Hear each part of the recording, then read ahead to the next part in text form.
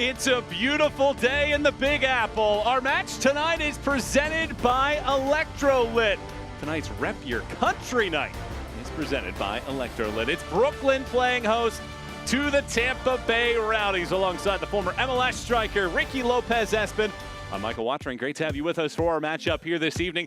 Here's the Eastern Conference standings. Despite its first loss of the season, Tampa Bay still pulling away from the rest of the pack. While Brooklyn still sitting on 9 points, they try to make their surge in the Eastern Conference here tonight. And for Brooklyn's side this evening, coming off of back-to-back draws, they've posted their best shooting performances in each of the last two. They've led for almost 120 minutes in the last two, but settled for 2-2 draws. This Brooklyn side is starting to find their consistency within their performances, understanding when they do get higher to field, they're a little bit more composed, they're a little bit more clinical. But last time out against Louisville City, they conceded in the 89th minute, so a reaction is going to be needed for this home side. Stefan Stojanovic is having a fine run of form. He's scored in 3 straight in all comps, 6 goals total in his last 9. Stefan Stojanovic can do a little bit of everything, whether it is dropping deeper and being part of the build-out phase. When he does get high up the field, he has the ability to stretch the game and be a ruthless finisher. Look for him to put pressure on Tampa Bay in this back line. Rowdies started the year with 15 consecutive unbeaten. In fact, they have matched their point total and win total for road matches already this Tampa Bay Rowdies, they are the most balanced side in all of the USL Championship. Off the ball, they're very compact. They're very good in their 1v1 duels. And when they do get forward, Dominic Cacciato has instilled the confidence for his players to go and express themselves. There's a sense of fluidity. There's a sense of togetherness for Tampa Bay Rowdies. And there's just no coincidence why they're at the top of the Eastern Conference. And they have a variety of goal scorers as well, including Russell Cicerone, 11th all-time in goals, number 2 among active players with 71. Russell Cicerone is the type of player that brings you to the edge of your seat, the ability to go 1v1, the ability to combine. His decision-making when in around that 18-yard box is the difference maker. Look for him to combine with his teammates around to ask a lot of questions of Brooklyn FC here on the road. Brooklyn has not won a regular season match in 71 days. Will that come to an end here this evening, or will Tampa Bay get back in the win column after their first loss of the season? The starting 11s and the opening kick between Brooklyn, Tampa next. Hearts. No two beat the same.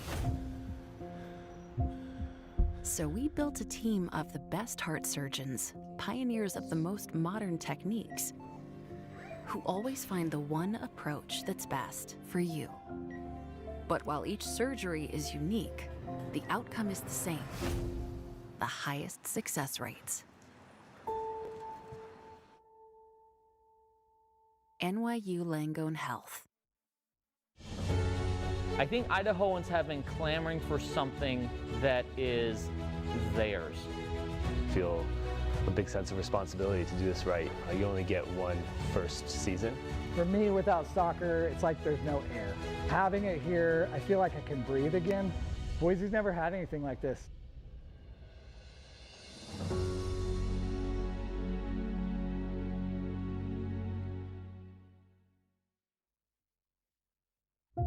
Hearts. No two beat the same. So we built a team of the best heart surgeons, pioneers of the most modern techniques, who always find the one approach that's best for you. But while each surgery is unique, the outcome is the same. The highest success rates. NYU Langone Health. I think Idahoans have been clamoring for something that is theirs. Feel a big sense of responsibility to do this right. You only get one first season. For me, without soccer, it's like there's no air. Having it here, I feel like I can breathe again. Boise's never had anything like this.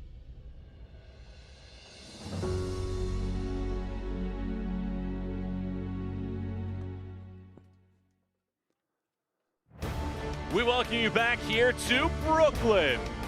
Tonight's match presented by Electrolit. Brooklyn and Tampa Bay. Michael and Ricky back with you as we take a look at the starting 11. First, for Brooklyn, 2 changes from their 2-2 draw at Lou City last week, with Cervania and Obregon coming into the 11. Obregon, he's going to stay high. He's going to occupy the center backs and slash and really test the shape in that final third. Cervania, McNamara, and Pinto in that central location, they need to do a really good job at not only dictating tempo, but understanding when to win second duels higher up the field. Winning that midfield battle for Martin LeBlanc will give this Brooklyn FC side success, because for Dominic Casciato and the Tampa Bay Rowdies, that is the engine of that side. Cruz and Schneider, the ability to understand when to push the tempo, when to drop deep, and just take the sting out of the game. That allows that front four to be expansive, allows them to be aggressive, and allows them to be really ruthless in around that 18-yard box. Dominic Casciato makes 6 changes from the 1-0 loss against Hartford at home last week, including Jamali Waite getting the start once again as the team's goalkeepers. Well, it's a great night here in Brooklyn, and excited to watch this one with you here this evening. Brooklyn, I mentioned the 6 consecutive winless matches, but they've led for the majority of the time in those 2. They've only lost by a goal in 2 of the 3 losses that they've had over their last 6, and they've come out with 2-2 draws in their last 2.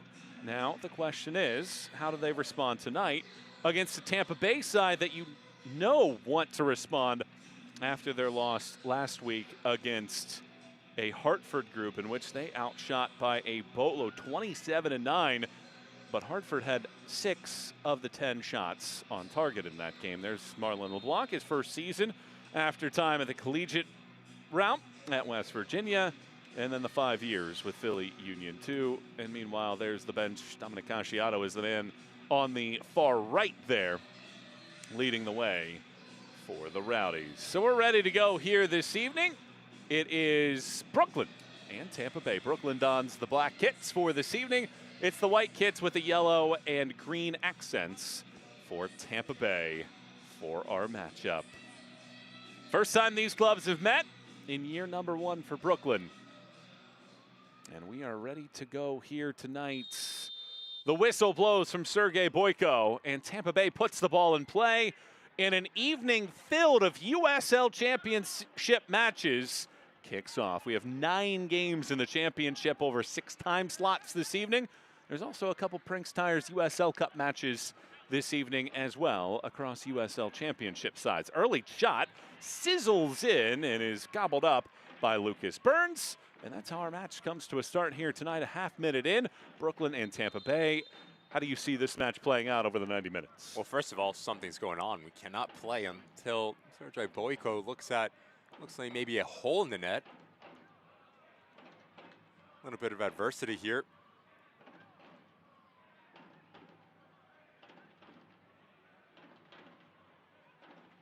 Well, this is Sergei Boyko's first match as the center referee in the USL Championship. And now Tommy McNamara, who is among the veterans,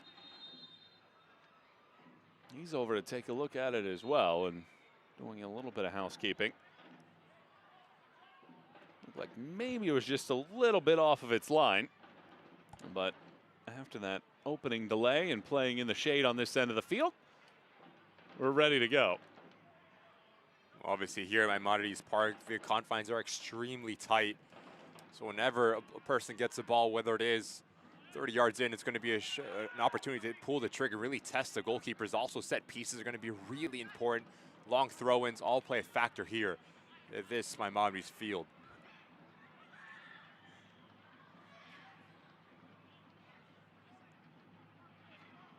Well, these 2 teams will get a lot of shots on target. Amongst the league leaders in the category, Brooklyn tied for 4th despite having the 3rd fewest goals in the league this season. Both of these teams like to get off to fast starts. Brooklyn has scored 3 times in the opening 10 minutes. Tampa Bay has scored as early as the 12th minute this year.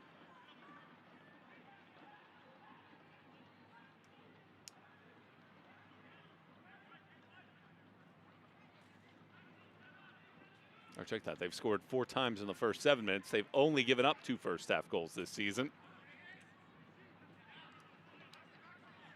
So we'll see how this opening several minutes goes here. The loss last week for Tampa Bay ended a run of 15 consecutive unbeaten to begin the year.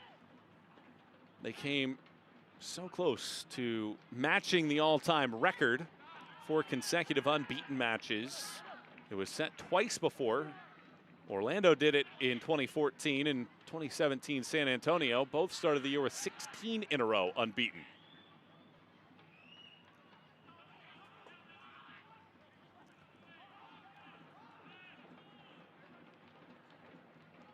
Tampa Bay also started with 13 straight unbeaten back in 2019. So this is not uncharted waters for the club, albeit basically a completely new team from that 2019 side, including it coach. The ball chips off and an early throw here for Brooklyn as they rifle it along the sideline. Stojanovic chips it through the middle. And then floated down the field. Looking for choices. And instead, we get an infraction on Tampa Bay. Luis Perez is asking, how is that not a foul on Brooklyn? And rightly so. It should be whistled on. Tommy McNamara just comes through and catches the right ankle. Perez here in favor of Brooklyn. Actually a handball on Luis Perez, as he does think he is fouled here. Clear handling offense right there. Can't do it. In favor of Brooklyn we go.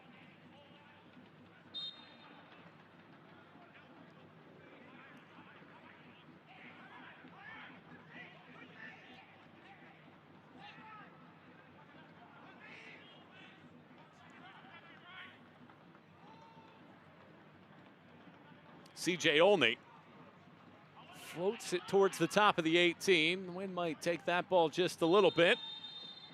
And the flag up for offside. Just mentioned that every single set piece is an opportunity to put the ball in around that 18-yard box and cause a little bit of chaos.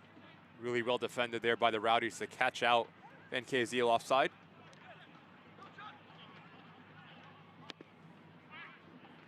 Ball trickles in after a couple bounces. Brooklyn reset. Dominic Casciato told us, he said, we have to respond in training, and then on game day, we have to have Brooklyn feel us respond and come back after their first loss of the year.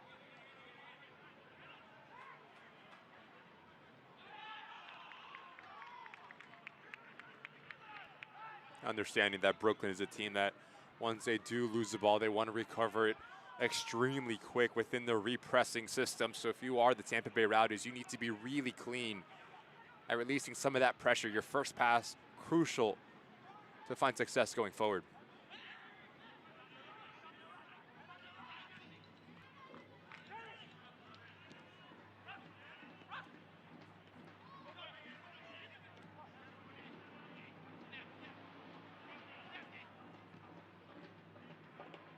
Long pass across the field. Unable to be held on to. Only quickly pivots. That ball takes a hard ricochet and it comes right to MD Myers. Slithers past two men. Accelerates into the 18. Myers mashes. And that ball gets pushed. No, check that. It just goes high. A glimpse of how strong MD Myers is. Just fends off Latinovic here, just turns the corner.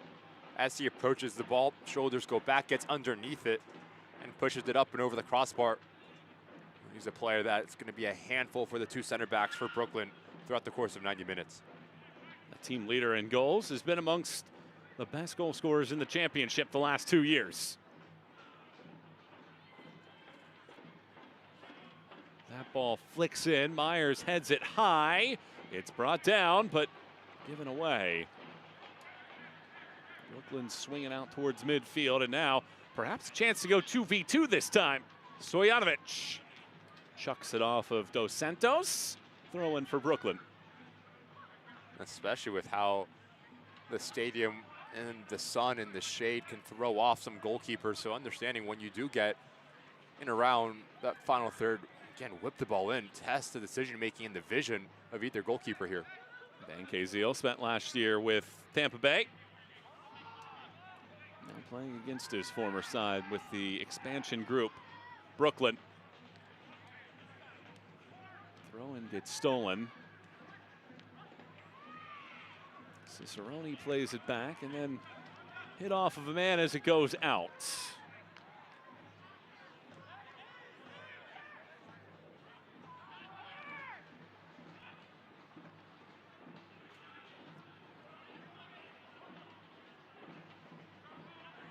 Attacking moment here. Slamming the brakes on is Zakov.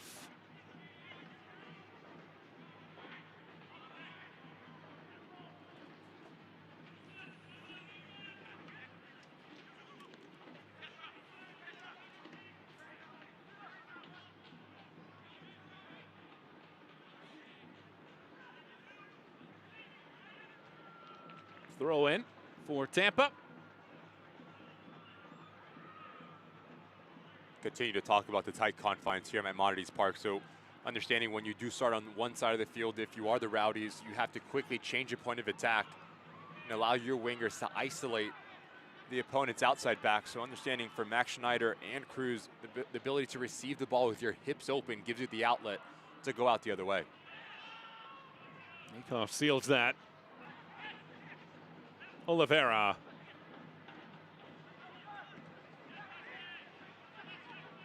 Cicerone punches it to the middle of the park. Myers now chases after it, and Burns bursts it out to midfield. Tampa Bay with all 3 shots so far in this game. They're coming out quickly in this one. It's a fascinating duel in the way that these two teams play. I mentioned that Brooklyn 4th in the league in shots on target. Tampa Bay has given up the 5th fewest shots on target against, and so far so good for Tampa.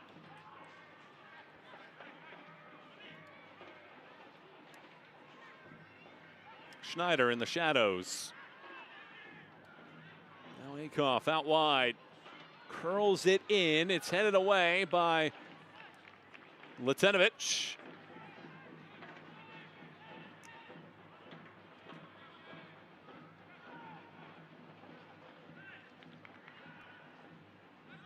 All Tampa in possession in the opening 10 minutes of play. Scoreless so far in this one. Tampa Bay looking to avoid back-to-back losses after their hot start to the year. Brooklyn on the other side have not won a match since they beat Charleston 3-0 on April 11th. At least in the USL Championship's regular season. Of course, they did beat Portland Hearts of Pine 5-1 on June 7th in the Prinks Cup. Dos Santos wanted to go fast. Not allowed here, and a free kick instead. Recognition from Dos Santos to Stojanovic coming out, really aggressive, good feet.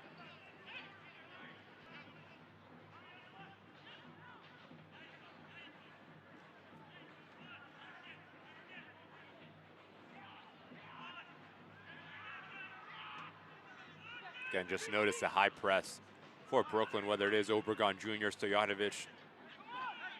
Good composure shown here by Tampa to break through.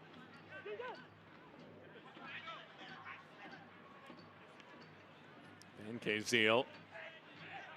A little bit of a shove. Doesn't come with a whistle, however. Schneider plays it back. Wade has to come racing out, and the Jamaican goalkeeper sends it to midfield. Schneider has it bounce off of his left hand, and you can see his frustration for the German. Good day for Germany in the World Cup. Beating the Ivory Coast 2-1, a late winner. Been following the World Cup? Yeah, I've seen a game or two here or there. Oh, a game or two. What about you? Same. Enjoying it. Absolutely. Of course, great chance to see some of the local professional soccer action here in Brooklyn.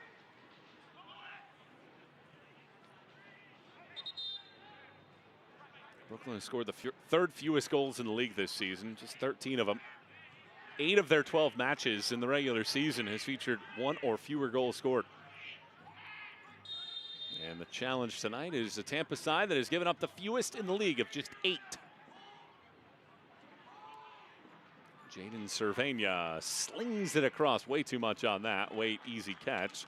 The Puerto Rican national right to Wait. Those two have had some good battles in CONCACAF qualifying. It's far too heavy of a service from Cervena. Yes, it is a high line for the Tampa Bay Rowdies, but you have to lift it and take a little bit off of it, allowing your teammates to try to get on the end of it. Just far too easy for Jamali Waite to secure this ball.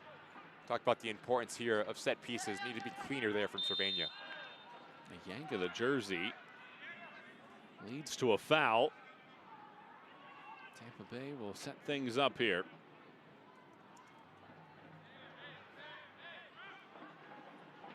Fans, do you want to get as close to the action as possible? Scan the QR code on the screen to be entered to win 4 pitch-side seats to Brooklyn FC's next home match on July 25th versus San Antonio FC. These seats put you just steps from the action where every pass, tackle, and goal happens right in front of you.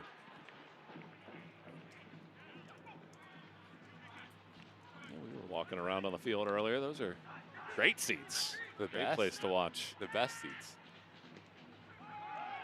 You can see them down here in the bottom right. Those kinds of seats that you get to watch the action from. This ball rolls back. Van Kaziel flicks it across. Nobody in the neighborhood except for a Tampa Bay defender that flings it out towards Cicerone. Full head of steam here for Cicerone into the shade. Cicerone looks for choices. Rolls it back. Schneider.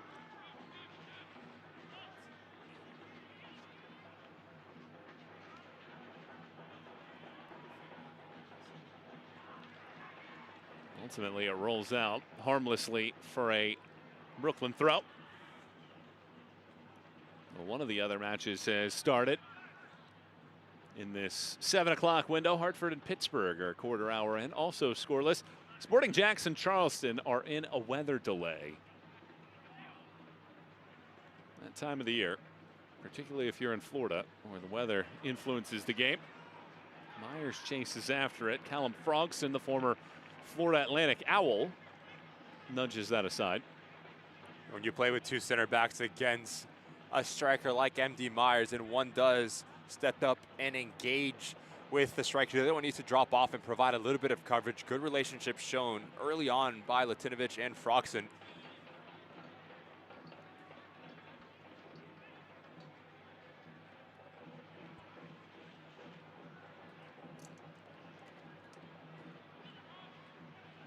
Rolls to the top of the 18. Schneider flips it over the top. Akoff rolls it across. There's nobody there to finish after Burns can't get a right hand on it. Another ball sent in. This one dealt with better. Brooklyn get the ball out to midfield. Perhaps a chance to break. Numbers forward. Stojanovic wants it. He races in front but cannot win the battle. Excellent recovery by Sebastian Cruz. Need to be really careful if you are the Tampa Bay Rowdies with the amount of possession that you have early in this match. Like to commit numbers forward. Love this first-time ball from Akoff. If you are Oliveira, you need to be a little bit quicker recognizing that area that you can exploit. But as you commit numbers forward, that can leave yourself exposed going back the other way. So you always want to have a +1 within your defensive set for Dominic Casciato, especially with J.C. Obregon Jr. and Stojanovic, just so transitional.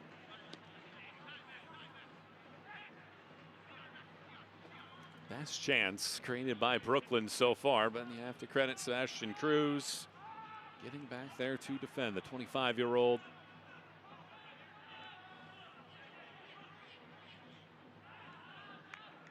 That ball ends up out on its way through the air. A throw in for Brooklyn.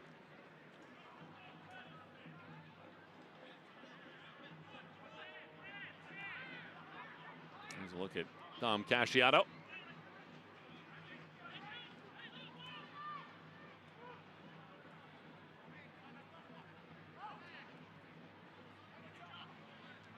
Right-hand side off of the first head. It goes out.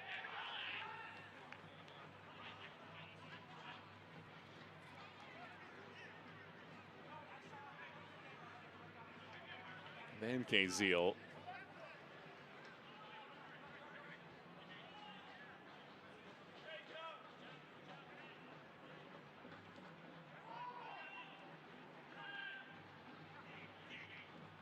Giving right back. Good room here. Cutting back is Pinto, pouncing it off of one man. Check that was Alves. And that is Pinto knocking it out. From his left back position, Alves gives you an option going forward, a wand of a left foot. But as he does venture in around that 18-yard box, he needs to be a little bit more aggressive. Takes too long to make a decision. Archer doing a good job at slashing across and denying what very easily could have been the opener for Brooklyn. There's one final in the league so far. That was in the Prinks Tires USL Cup Group 4. 0-0 through full time. Louisville City takes the extra point, 4-3 in penalties. And that great Group 4 now sees Louisville atop the table with 8 points. Lexington and Indy 11 are playing right now. That's Indy 11's last match of the group stage, so they have to win and get a lot of help to be able to come out of the group, while Louisville and Lexington will still have a game to go after that.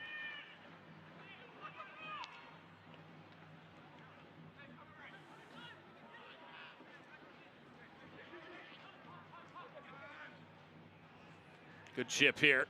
Cervania able to hold on to it. Dos Santos swings it aside. And we have our first corner kick of the match, and it belongs to Brooklyn here as we enter the 20th minute.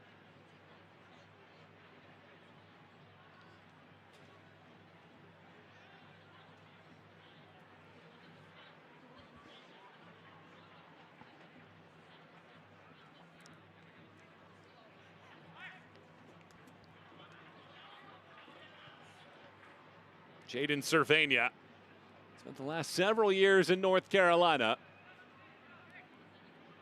Lines this ball up.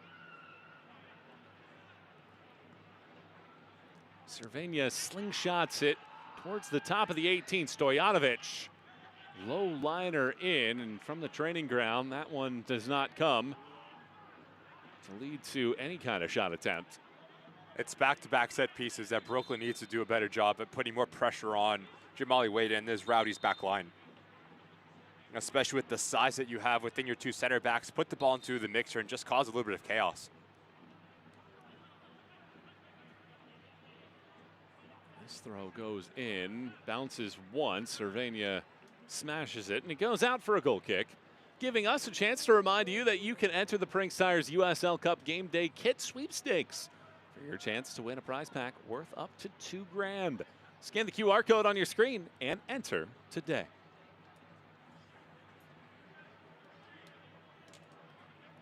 "20 minutes in, we are scoreless so far. It's a Brooklyn team that has attempted 9 shots on target in each of its last 2 matches. They have generated the attacking pop in the last 2 matches, but against this Tampa crew that is the stingiest team in the league, they have not been able to attempt a shot so far in this game, and they only have 2 touches inside of the box. Yeah, struggling to find any sort of rhythm going higher up the field. And when in doing that, that is why set pieces become that much more important, because that gives you the opportunity to gain a little bit of a momentum. Majority of this match has been played in the attacking third for Tampa Bay. Another dangerous throw in here for Akoff. Hoops it in. Schneider heads it high. Cicerone angles it towards the spot. Cervania pokes it. Now, one note that we haven't mentioned is Brooklyn is playing without Marcus Anderson. He picked up a red card in the 97th minute last week against Lou City. So he's serving his suspension. He has a team high 7 goal contributions for the year, 5 goals, 2 assists, and he is unavailable this evening serving that suspension. Good give and go here inside of the box. And the shot attempt gets blocked by Leland Archer, this time on the best surge in. J.C. Obregon taking the first shot of the match. Really good relationship between Stojanovic and Obregon. As Stojanovic drops deeper, that allows Obregon to stay and split the difference between Dos Santos and Archer. Phenomenal reading of the play from Leland Archer to come across, not leave his feet, and just simply deny the angle towards that near post for Brooklyn. The longtime Battery star making his first career start with the Rowdies in just his second match. Let's see what Cervania does here. Last time went to Stojanovic 25 yards away. This time he sidewinds it in and cannot get it past the first man. All the way out towards midfield. A chance to recycle. Brought down this time by Cervania. He wins his side of throw.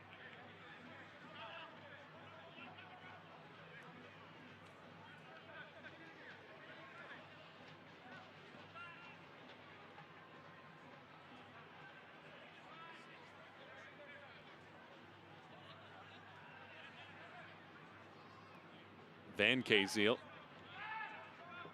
throws this ball in. It spikes off of one man. Clearance attempt ricochets to the sideline. Olney chases. Akoff floats it over the top. There's space over there.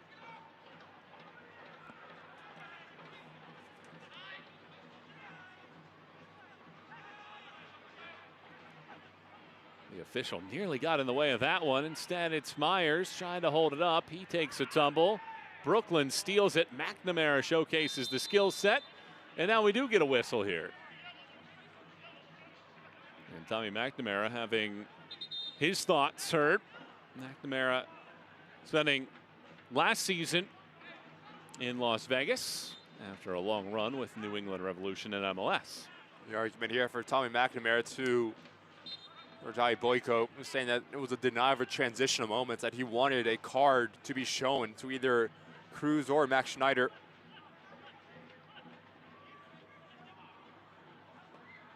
And Tommy McNamara is a player that has just so much experience for this Brooklyn side. Has seen and done everything within his career, whether it is at the MLS level, USL as well.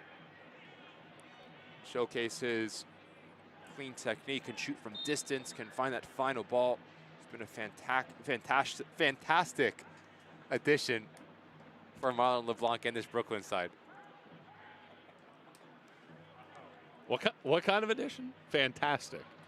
I thought you were creating a new word there. I'm trying to keep you on your toes.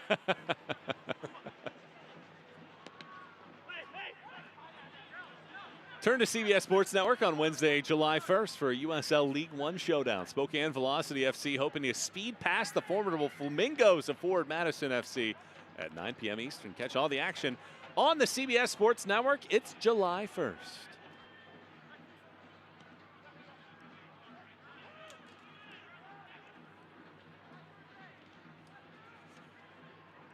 Well, either side score in the first half of this one. Tampa Bay is one of the 4 teams in the league that have scored double-digit goals in each half this season.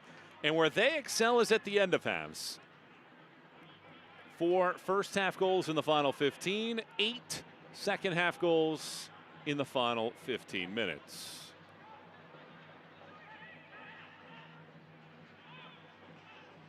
The ball flings in and bounces right to Burns.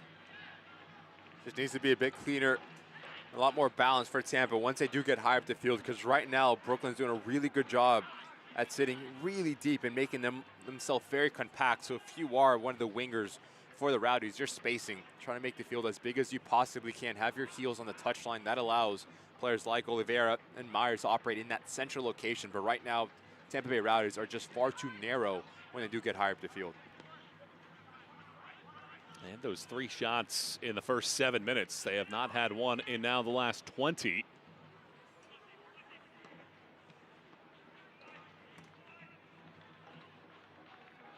Good run here. Poked in and just out of the reach that time of the target. Burns has been active, has needed to make 1 save so far. But again, it's good reading of the play here from Froxton. Just saying like for like with MD Myers, bumping the striker off the ball. Little things like that are making a massive difference when you're playing against an aggressive striker like MD Myers.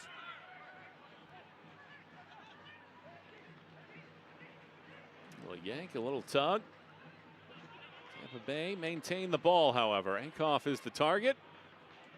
Alves gets over there in time to win the throw. Perfect example of how narrow the Rowdies were in that last action. Oliveira just tries to flick this ball around the corner. No presence whatsoever providing width for Dominic Casciato. They made 6 changes to the 11, including Evan Conway, Marco Micheletto, and Pedro Dolabella, all coming off from last week's match against Hartford, where they generated 27 shots, but only 4 on target. Will they get their first shot since the opening 7 minutes here? No. Sent away by Brooklyn. Only one man down there, that's Obregon. Cruz, Dos Santos and company back there to defend. Now Schneider recycles for Leland Archer. A nice addition in the middle of the season. Bring in the league veteran, appeared for Charleston nearly 200 times since 2018.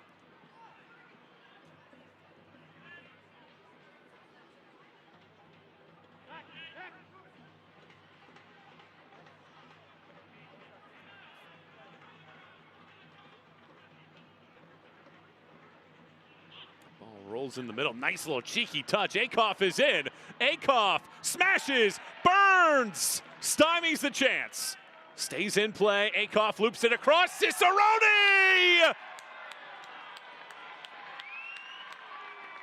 Number 72 for Russell Cicerone puts the Rowdies in front 1-0.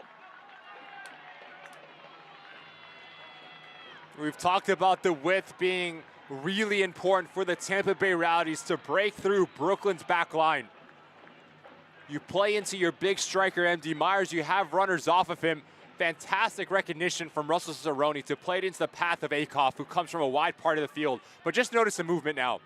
As Akoff picks up his head, you use MD Myers as a decoy, and that allows Cicerone just to fend off and peel towards his back post.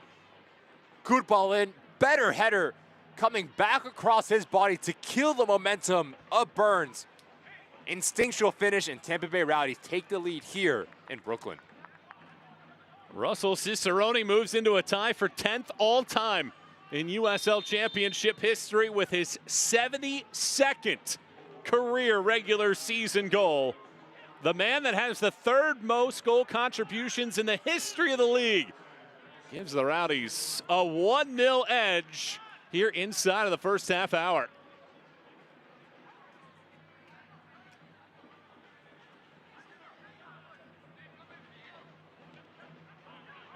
What a loud noise made right there by Cicerone, but this is a Tampa team that has dropped 8 points from winning positions this year. That's the 4th most in the league on the season.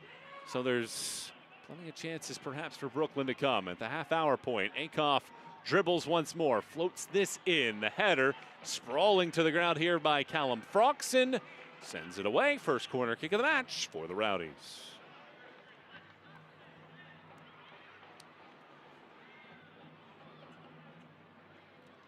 The summer of soccer is heating up, and Brooklyn FC has partnered with Windmill Air to kick out your rent and kick out the heat. Scan the QR code for your chance at $10,000 of free rent, along with a free AC and purifier, courtesy of Windmill Air.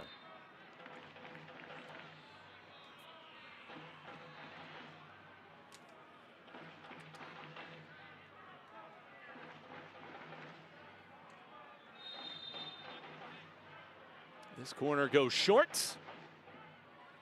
And some space generated here. It takes another ricochet, stops inside of the 6, bounces out. This left-footed smash nudges a defender's right foot. Schneider couldn't quite control that ball cleanly enough to send it back into the box. Now down the right sideline, it ends up out harmlessly.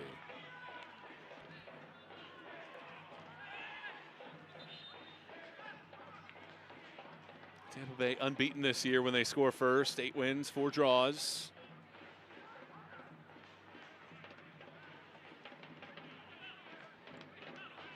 And they get a steal here inside of the box. It's a quick turn from Myers. He hits the deck and draws the penalty. That's Malik Pinto that commits the foul. And it's going to be a penalty kick here for Tampa Bay. If you are a center midfielder in this situation, you need to be clean, but you also need to be aware of where the pressure's coming before it arrives to you. As Pinto drops in the number 5 center of your screen, never peeks over his left shoulder.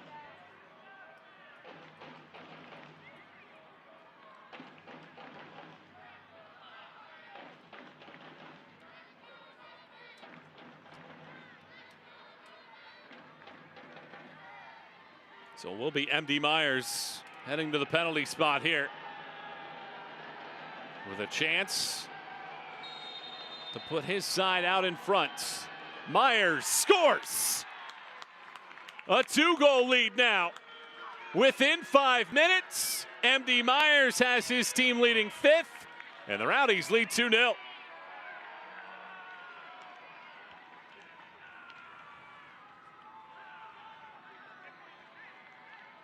Give credit to Russell Cicerone, just reads this ball, quickly plays into MD Myers, and as Pinto is trying to recover, I'll tell you what, there's not a lot of contact in there whatsoever. But as MD Myers goes down, he makes the most of it, and notice how he takes a little bit off as he approaches this ball, allowing Burns to dive out of the way, goes down centrally. Confident pen to double the Rowdies' lead.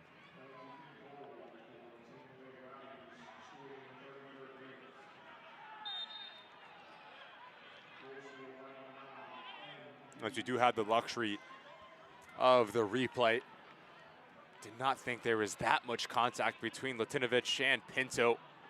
No VAR here in USL Championship, so whatever Sergei Boyko does whistle is the final.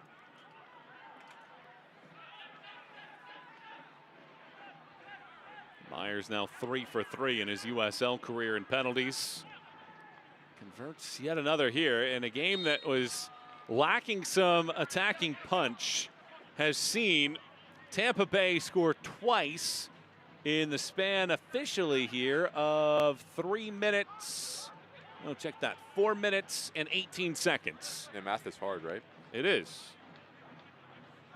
Not my strong suit.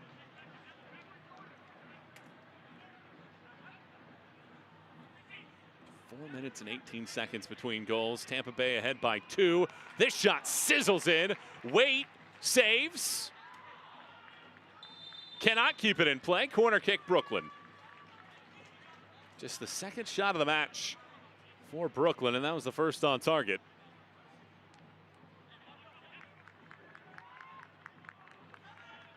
Let's see if Brooklyn can find a response. They have not gained a point from a losing position all year long. One of the 2 teams in the league to fail to do so, along with Lexington. Only stares through the sun. Only blasts this ball in. Waite comes out, gets both hands on it. A miss hit. Only chases after it, will not get back to it. Instead, it rolls forward, and a great counterattack opportunity here for Tampa Bay. Across the field, it bounces for Cicerone. He slows, plays it through the middle. 1 touch, 2 touch, and the shot ends up rolling wide right from Oliveira. Patient from the Rowdies here. Cicerone to let this play develop, and as Oliveira comes through, all he's trying to do is come back across through the legs of Zeal.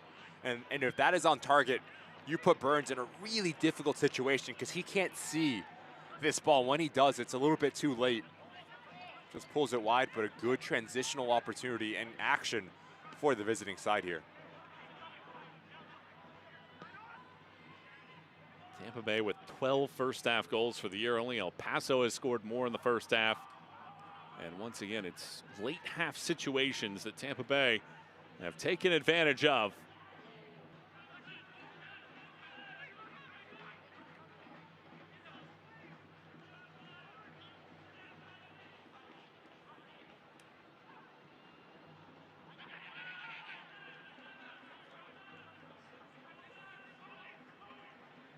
Watch the USL on ESPN2 June 24th as Championship Western Conference rivals clash in a weekday battle for valuable points.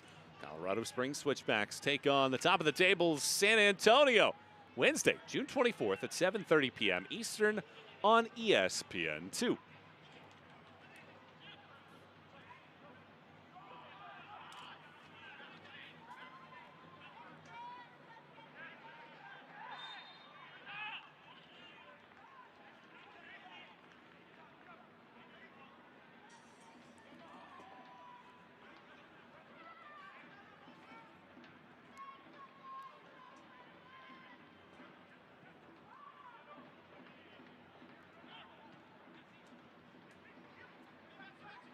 Brooklyn has scored 8 of its 13 goals in the first half this season, but they have fallen behind in this one.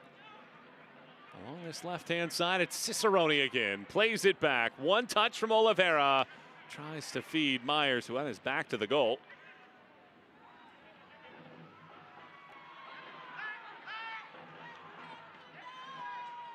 Brooklyn have now conceded 14 times in the final quarter hour of halves this year. 7 times at the end of the first half. By far the most in the league in that area. With no Marcus Anderson within this lineup, you lose that vertical threat and you lose that directness to stretch the field. J.C. Obregon Jr., Stojanovic really comfortable at dropping into that hole and just wanting the ball to feet, but that plays right into the hands of the Santos and Leland Archer because everything has been in front of the 2 center backs. Good ball here. Excellent pass. Cicerone chases. The race is won by Frogson, but concedes the corner kick. Been really impressed with Oliveira. The pocket of spaces that he picks up, the comfortability in his decision-making, forming a nice relationship with him and Russell Cicerone on this near side of your screen. In the end, good recovery from Frogson, covering a lot of ground. If Tampa were to win this match, they would match last season's win total of 9 with 16 more matches to go this year. Ahead 2-0 and perhaps looking for a third. Corner kick goes short. Ostrom knocks it down, loops it across, a tackle in the box. This time it is on Tampa Bay, and it's a free kick for Brooklyn. Oliveira there once more.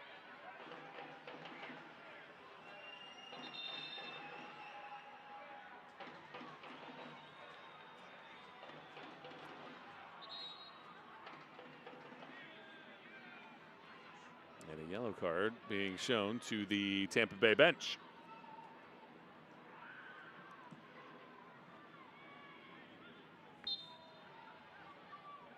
It's the first booking of the night. And it goes to the Tampa bench.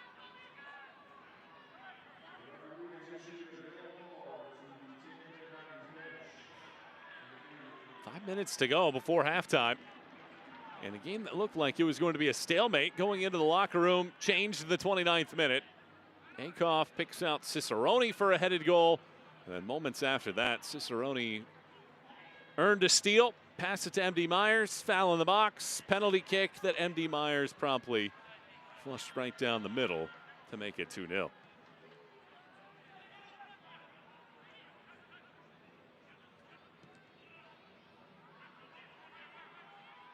Ball bounces over the top. Akoff cycles it high, Burns backpedals and catches.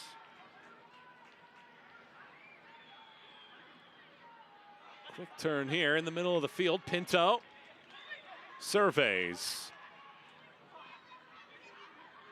Stops and plays it back. Cervania touches it forward. Archer gets taken down. Official says get up.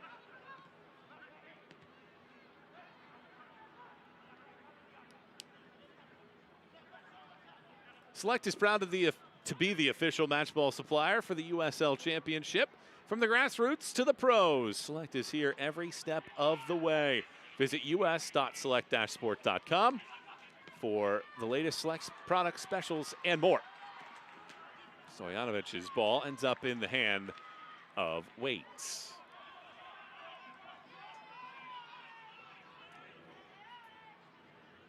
Game starting to get a little bit stretched here. A steal. Olney takes a bump, draws the foul, and the card is shown to Sebastian Cruz. If you are Dominic Cacciaro, that is not what you want to have happen, especially with the amount of runners that Brooklyn has on that top line. CJ only doing a good job at pushing the tempo and driving. If you are Cruz, no real need to try to win this ball because you have your whole defensive unit behind the ball. Max Schneider's right there to clear foul coming through the back and deserving of a yellow card, and a glorious opportunity here for Brooklyn to put pressure on Jamali Waite and these Rowdies' goal.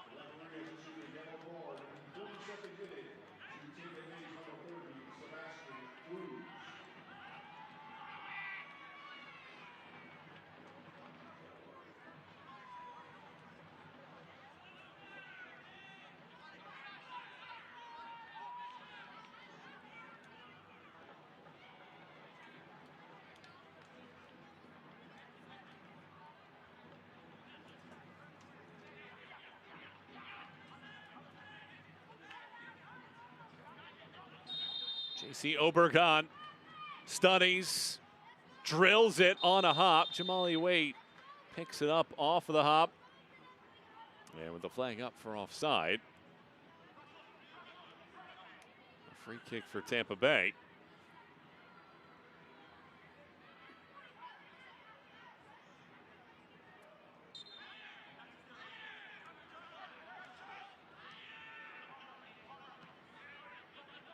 Already 5 shots on target for Tampa Bay in this match. And they have responded exactly how Dom Casciano wanted to see his group come out on the road here in Brooklyn after losing their first match of the season last week, 1-0 to Hartford. Meanwhile, Marlon LeBlanc is looking for his group to collect themselves here before halftime. Just a minute or so plus stoppage time to go.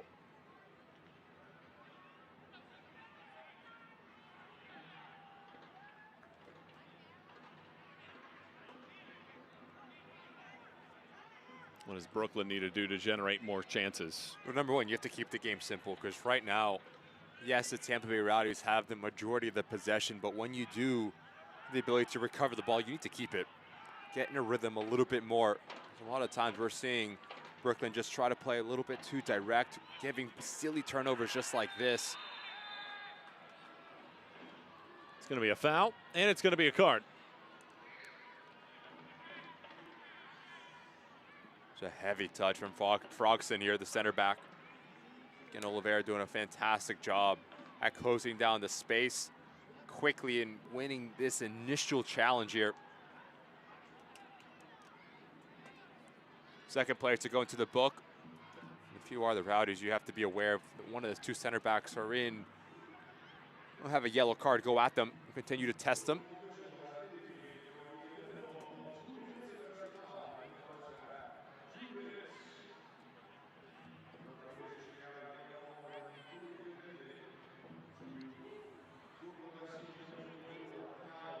Two minutes of first half stoppage time to go in this one. And Tampa Bay, who have scored twice in first half stoppage time this season, eyeing a possible third here before the break. They've scored a season high 3 goals on 3 different occasions this season.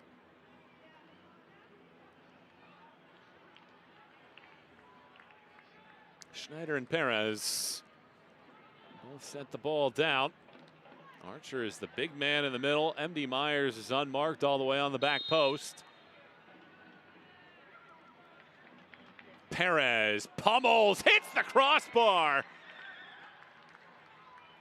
Quite nearly made it 3. Burns might have had it covered, but nevertheless a good strike from Perez. Good strike. A lot of venom.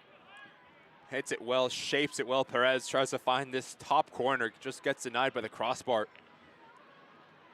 A really good showing in terms of the technique from the winger. And this is a good decision here from Brooklyn.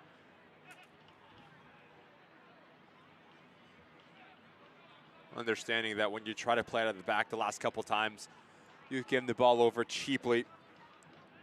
Push it higher up the field, regain some real estate.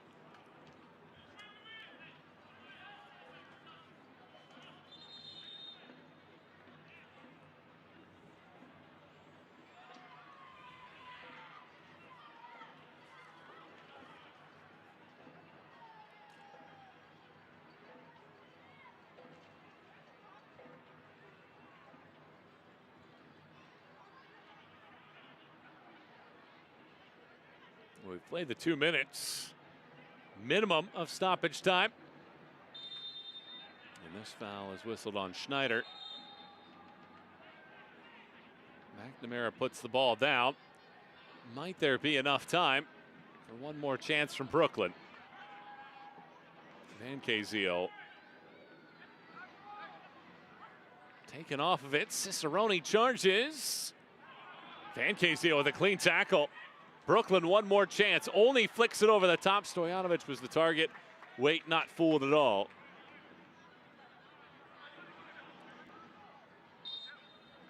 Well, the best team in the league doing their duty in the first half. 2 goals in a span of 4 minutes and 18 seconds. Have the Rowdies out in front, 2-0 at the break. Yeah, it's been effective for the Tampa Bay Rowdies.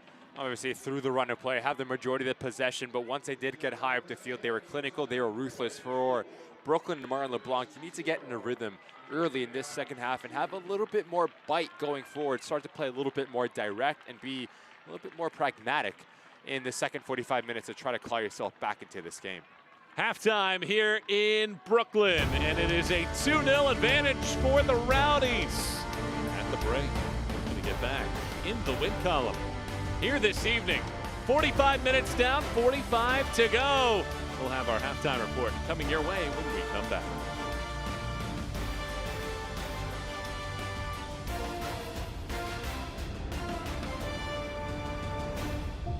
Hearts. No two beat the same. So we built a team of the best heart surgeons, pioneers of the most modern techniques, who always find the one approach that's best for you. But while each surgery is unique, the outcome is the same: the highest success rates. NYU Langone Health. I think Idahoans have been clamoring for something that is theirs.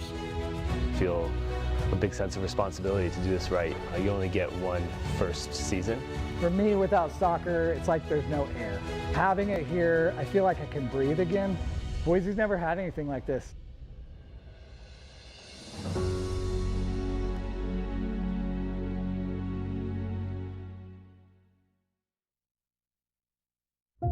Hearts. No two beat the same. So we built a team of the best heart surgeons, pioneers of the most modern techniques, who always find the one approach that's best for you. But while each surgery is unique, the outcome is the same: the highest success rates. NYU Langone Health. I think Idahoans have been clamoring for something that is theirs. Feel a big sense of responsibility to do this right. You only get one first season. For me, without soccer, it's like there's no air. Having it here, I feel like I can breathe again. Boise's never had anything like this.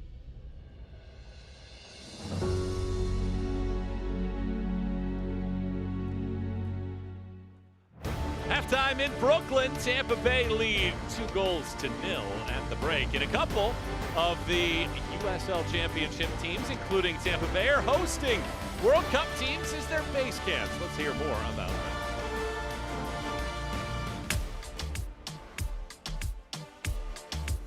Before the World Cup can begin, 48 national teams need a home. And home is a lot more than a practice field.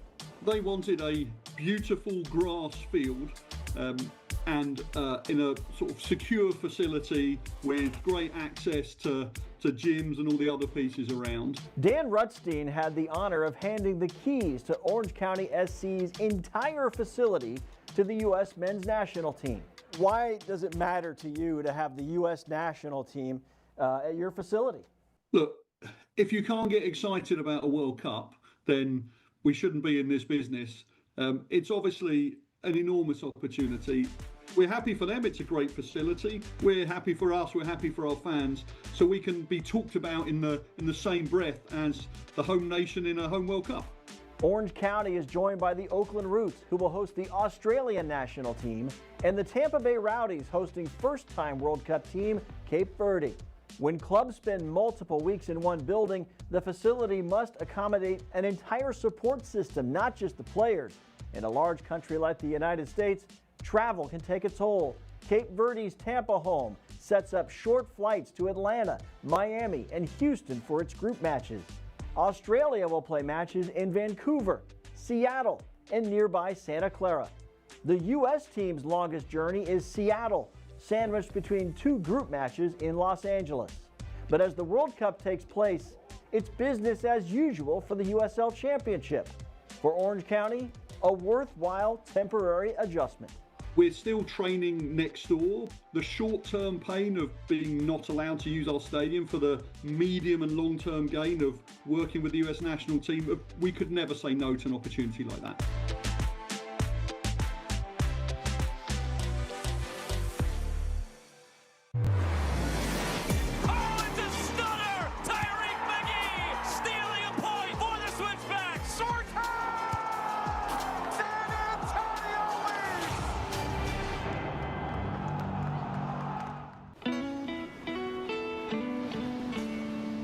You ever just look at them and think, yeah, I'm doing all right. This summer, get 1,000 bonus points and a chance to win 250,000 bonus points.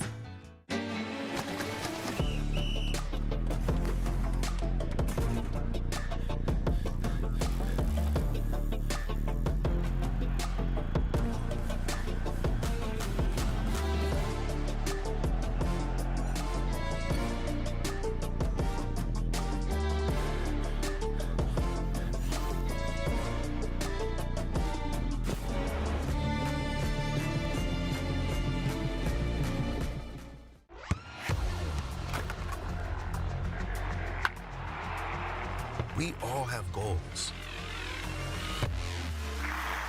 But let's be honest, most of us aren't going to be professional athletes. But if your goal is to finish your degree, we can help. Come to a university that puts your goals first. Bellevue University, your partner in finishing goals.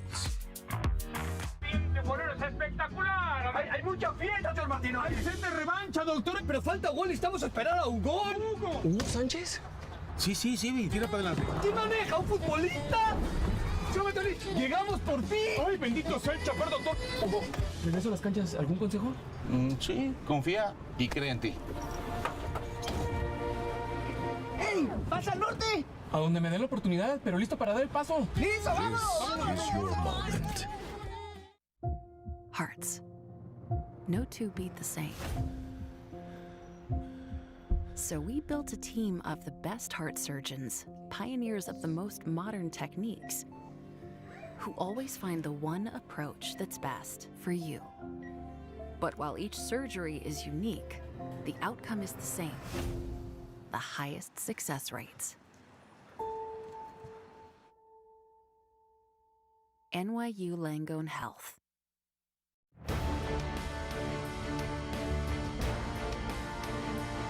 Tampa Bay 2, Brooklyn 0 at the break here in Brooklyn. Great to have you with us. Michael and Ricky back with you here at halftime as we run through the scores in the USL Championship so far. Here's what's going on in the early window. It's scoreless between Hartford and Pittsburgh at halftime. Sporting Jackson, Charleston haven't even been able to get underway so far with the weather delay there. And then you have Birmingham just moments away from kickoff against Loudoun, and then the 8:30 window opens up with Tulsa and Colorado Springs. Late night games in the USL Championship look like this.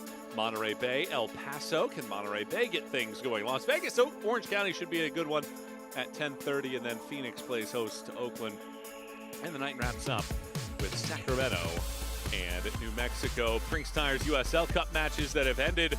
Lou City beats Detroit in penalties 4-3 after a 0-0 draw, and it's halftime between Lexington and Indy, scoreless in that Group 4 matchup of the Brinks Tires USL Cup. Here, it's Tampa Bay 2, Brooklyn 0. We'll come back with the highlights in the second half kick from New York in just a moment. It is halftime in the USL Championship. I'm Dan Lucas inside the USL studio with a look at some of the headlines from the week. Detroit City's 6-2 win at Sporting Jacks last week was an impressive number, but then 5 of those goals were scored by one player. Darren Smith put 5 of his 20 official touches into the net, becoming the first league player to reach 4 goals in a match. in 13 years. Smith jumps to the top of the Golden Boot race with 11 goals on the season. Lexington SC closing in on the playoff line in the Western Conference thanks to a 2-0 win over first-place San Antonio FC. It also marks the return of forward Braudilio Rodriguez from a loan with One Knoxville of League One. Rodriguez responded with a goal in his first match, continuing his form from One Knox, where he had 3 goals and an assist. Hartford Athletic pulled off what no team had done so far this season, and the Tampa Bay Rowdies a loss. Behind the stellar performance of goalkeeper Anthony Siaha, he's grabbed hold of the Golden Glove competition, 8 total shutouts with a save percentage of more than 81%. Siaha's goals prevented statistic has risen to 5.94 this season. Upcoming national spotlight games in the championship in League One: Colorado Springs and San Antonio on ESPN2, Spokane and Forward Madison on CBS Sports Network, and the next day, AC Boise and One Knoxville on ESPN2. This is the USL Halftime Update. Let's get you back out to your match. Hearts. No two beat the same. So we built a team of the best heart surgeons, pioneers of the most modern techniques, who always find the one approach that's best for you. But while each surgery is unique, the outcome is the same: the highest success rates. NYU Langone Health. I think Idahoans have been clamoring for something that is theirs. Feel a big sense of responsibility to do this right. You only get one first season. For me, without soccer, it's like there's no air. Having it here, I feel like I can breathe again. Boise's never had anything like this.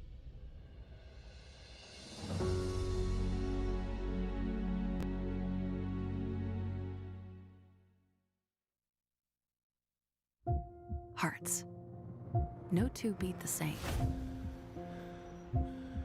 So we built a team of the best heart surgeons, pioneers of the most modern techniques, who always find the one approach that's best for you. But while each surgery is unique, the outcome is the same: the highest success rates. NYU Langone Health. I think Idahoans have been clamoring for something that is theirs. Feel a big sense of responsibility to do this right. You only get one first season. For me, without soccer, it's like there's no air. Having it here, I feel like I can breathe again. Boise's never had anything like this.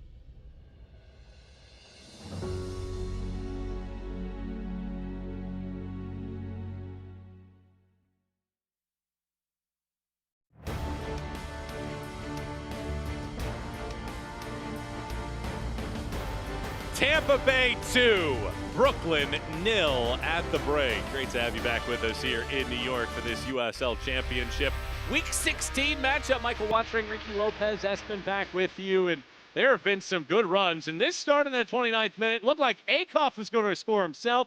Burns makes the save, and then how about this pass to Cicerone with a great finish? A phenomenal movement off of the ball first from MD Myers. A little check-in brings in Pinto, and that allows Cicerone just to float towards this back post. It's really good header coming one way. It heads it back across his body. No way that Burns can get to it. And Akoff, phenomenal little dink ball to the back post. And then this goes from bad to worse to Brooklyn. Never peeks over his left shoulder, Pinto. And then is there contact here? I don't think there's that much. But yet we go to 12 yards out. And confident pen from MD Myers takes a little bit off of it, allows the goalkeeper to dive out of the way and to double the Rowdies lead.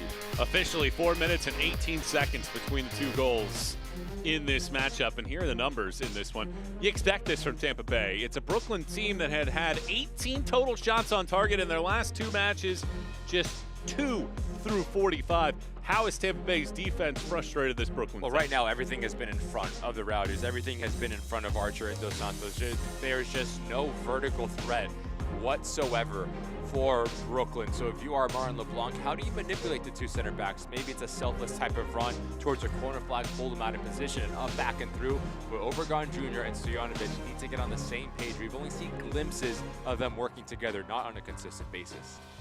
We'll see if they can find some of those low and hard shots here in the second half to get on the scoreboard Pedro Dolabella is coming in for Tampa Bay, replacing Dion Akoff in the lineup for both sides. It's just the one change here at the break. So we'll see how the second half turns out in this one. I did mention in the first half that Tampa Bay have given up points from winning positions this season. A team that has given up 8 points from winning spots, the fourth most in the league. Birmingham, El Paso, and Jacksonville have all given up 11. That is the most in the league at this point in the year. So second half just about ready to start in this one.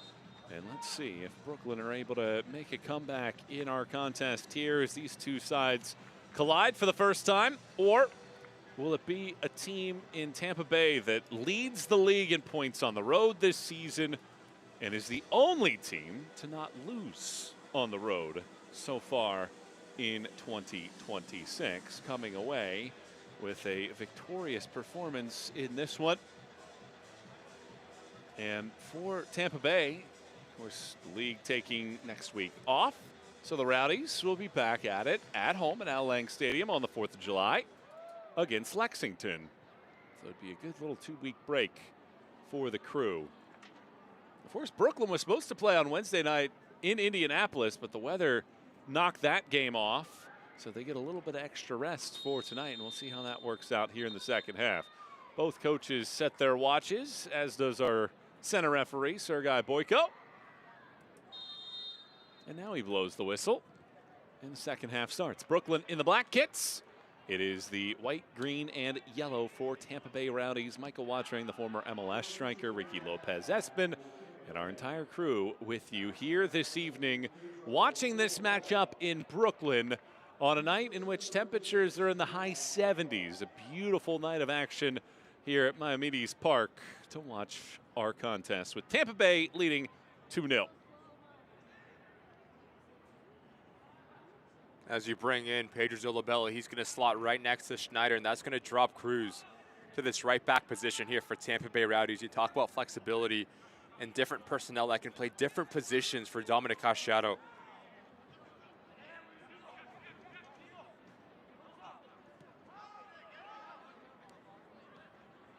And there's talent up and down this Tampa Bay roster. Not just in the starting 11, but the quality that they can bring in off of the bench as well. Lewis Hilton is one of the all-time leaders in appearances. He starts the night on the bench. Evan Conway also starting the evening on the bench. He's got 40-plus goals in the history of the USL.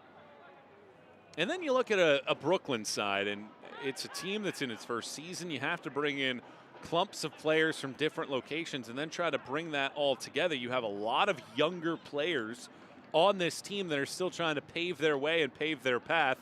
There are only 3 players on the entire available roster sheet tonight that have scored double-digit goals in the history of the USL Championship. Cicerone has twice as many as the entire roster for Brooklyn here this evening. I think you look at first what Dominic Casciato has been able to do with this roster, right? Obviously having a lot of success at Union Omaha and USL League One, so was able to see a lot of players over that landscape. So he dipped in to League One and brought players that he knew not only on a personal level, but who they were as players, and how can their talent translate into the championship. And then he goes down to players that he knows as people, the ability to create an identity, to implement what he's trying to put down here for the Tampa Bay Rowdies. While Martin LeBlanc and this Brooklyn side, yes, they brought in a new team. Cervania picks up this ball. Getting ridden along there. Brooklyn get to the 18, now have to recycle all the way back out to midfield.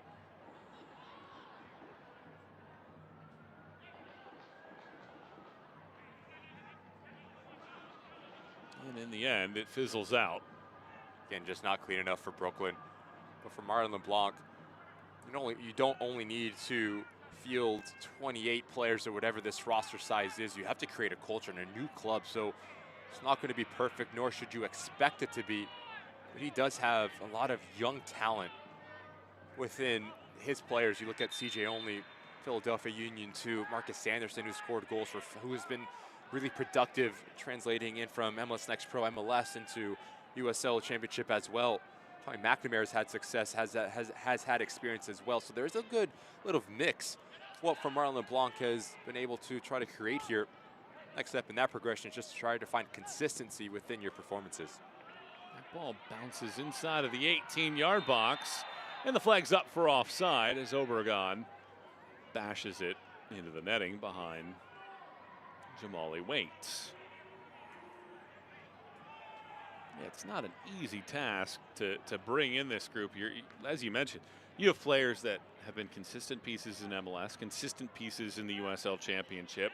Then you have the younger players that might have started in USL League One or might have been in MLS Next Pro that are still trying to find their rhythm within this league, and even some that have very little experience in USL Championship. John Klein comes to mind with his appearances with both Monterey Bay and Charleston last season, and now coming to this level and just trying to find the right formula as the year goes along. And it's no doubt a team that the signs are there. I mean, they beat Charleston 3-0 on this field 71 days ago. That's their last regular season win.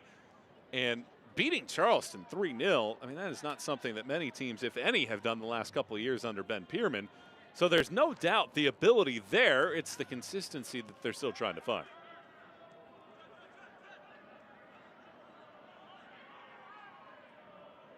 And as you mentioned, Marcus Anderson serving his red card suspension this evening. Picked it up in the waning moments in Louisville a week ago. A man with a team-high 5 goals. Unavailable tonight for Marlon LeBlanc to choose.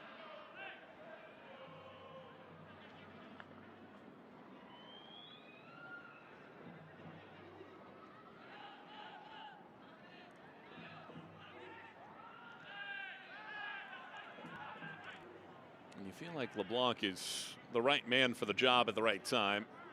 Spent a decade and a half at West Virginia, NCAA tournament appearances on a half a dozen occasions. Led Philly Union 2 to the next Pro Cup final back in 2024. Has consistently proven that he can find young talent and develop that young talent as well.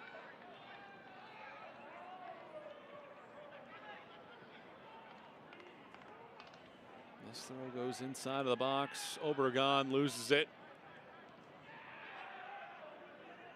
Given away. Latinovic picks it up. Now a long distance shot. Waite stops it, but does concede a corner. Normally a ball you might think that Waite would play a little bit cleaner. But it's difficult here for Jamali Waite, especially with how this ball skips off the turf right as it approaches the goalkeeper. Just pushes it wide. Dangerous set piece here for Sylvania and Brooklyn here. They have not been short of these chances. It's their 4th quarter of the night. They've had a couple set pieces as well. Now trying to translate that into a shot attempt. Sylvania sidewinds it all the way to the back post. First header comes in. Second ball bounces off of one man. Alves doesn't get enough of that ball, and then commits the foul.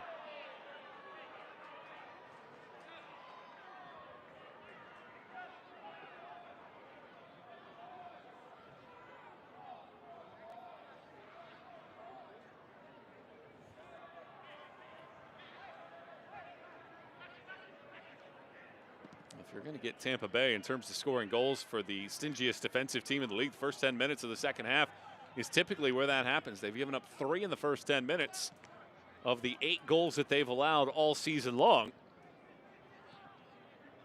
But this ball is given away. It's a good read by Oliveira. He springs to action, steps over it. Oliveira connects, bounces off of a man's backside. Counter-attacking chance here. Ball floats to Stojanovic, who was pretty quiet in the first half for a man that has scored in 3 straight. Sylvania surveys. Just too long for this Brooklyn side to come up and support Sylvania. You have Stojanovic and Obregon Jr. just isolated against this back line for the Rowdies. Especially when you do a good job at breaking that initial line of pressure, you need to continue with the momentum and to continue to be aggressive. Well, the 5 first-half shots by Tampa Bay. It's the 7th time this year that Brooklyn have faced at least 5 shots. They've lost 5 of their 6 other occasions in which they've allowed 5+ shots on target. So the formula not there. And for a team down by 2 goals, looking for an answer of any kind. This ball boots across. Obregon heads it high to the sky. Still not able to angle that ball towards the goal. Now Pinto thought about taking a swing. In the end, Tampa Bay corral. Pinto slows down Cicerone.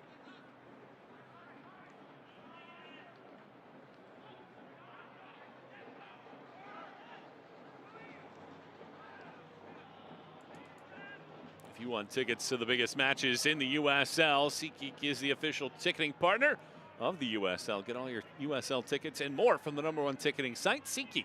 Your ticket to great seats. Delightful pass here. Myers cuts the edge, cuts back. Myers loops it across. Slides past 2, rolls out, goal kick.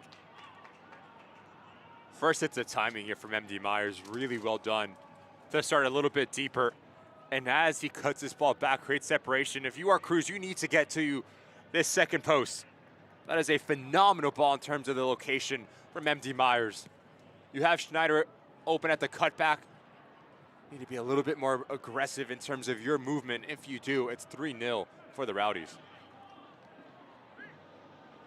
Tampa Bay have had moments like that, just bursts.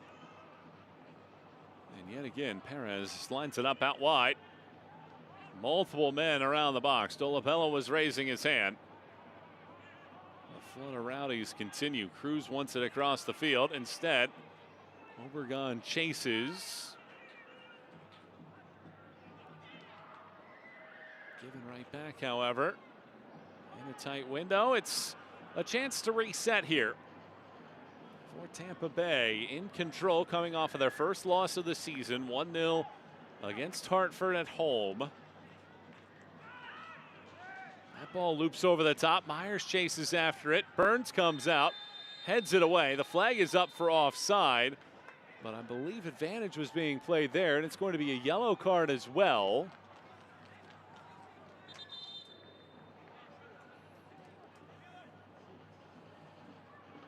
It's Vuk Latinovic. That is the man that picks up the yellow card to set up a free kick for the Rowdies.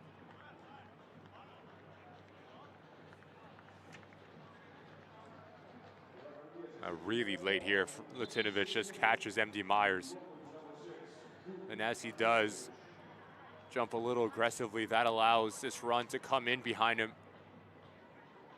Now both center backs for Brooklyn in the book.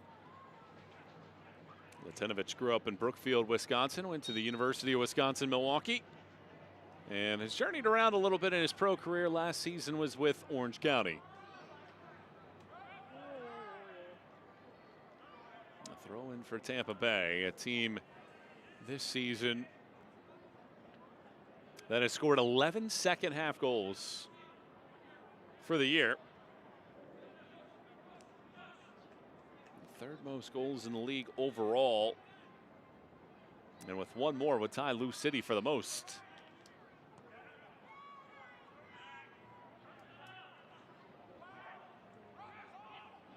Frogson heads it out.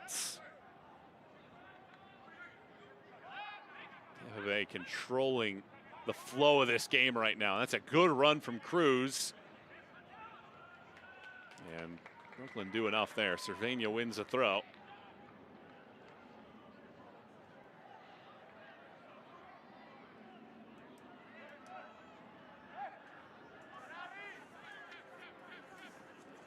Tampa Bay have consistently been one of the best in the league. Last year was an aberration. Over the top, Myers chases. Burns comes out again. Gets ahead on this. The flag stays down this time with Myers.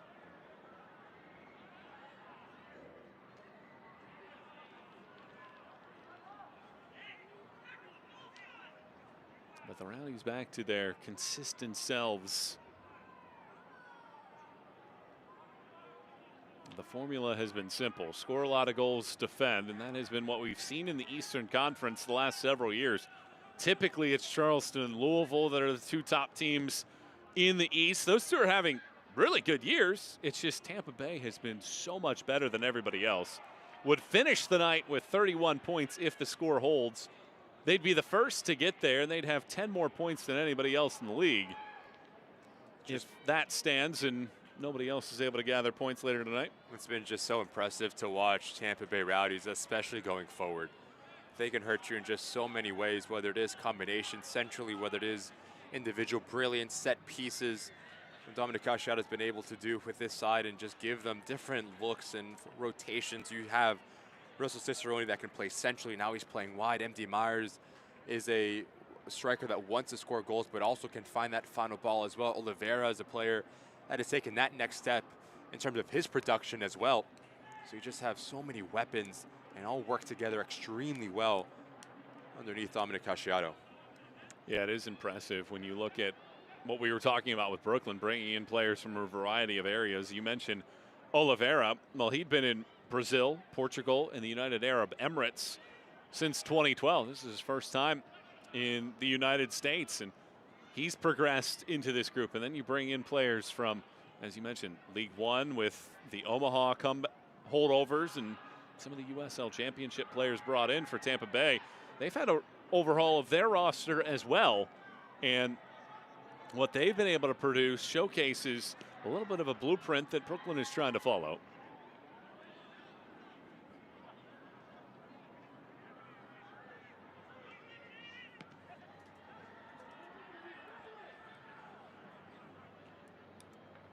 At the 1 hour mark, it's Tampa Bay 2, Brooklyn 0.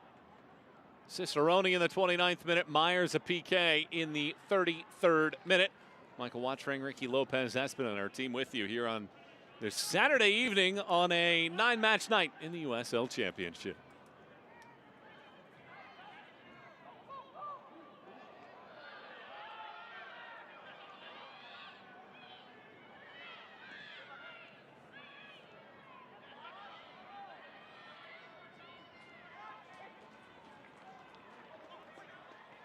Breaking out of the pack here. That ball rolls in. Oliveira. There are two men unmarked. Would have been a good chance for a third.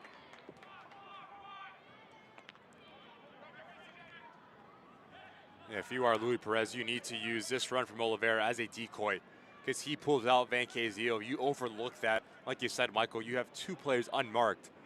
A little bit of lacking in terms of the decision-making there from Luis Perez.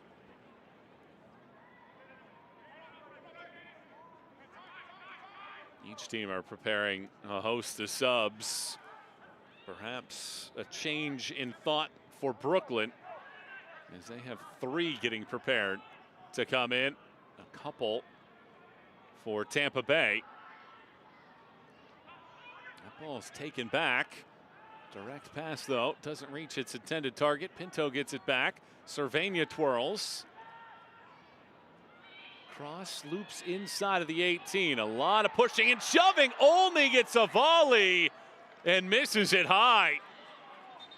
Would have been a lifeline for short for Brooklyn.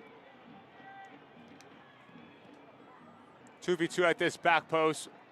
Wonderful opportunity for CJ. Only you do not need to go for power here. Just simply open up your foot and pass it towards this far post. A little bit overzealous and tries to do a little bit too much and just puts it up and over the crossbar.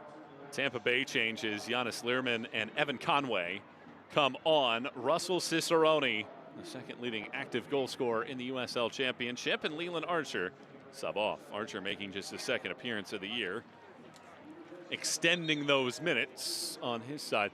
Meanwhile, for Brooklyn, they bring in Abdoulaye Kanté, as well as Peter Mangione and Johnny Klein.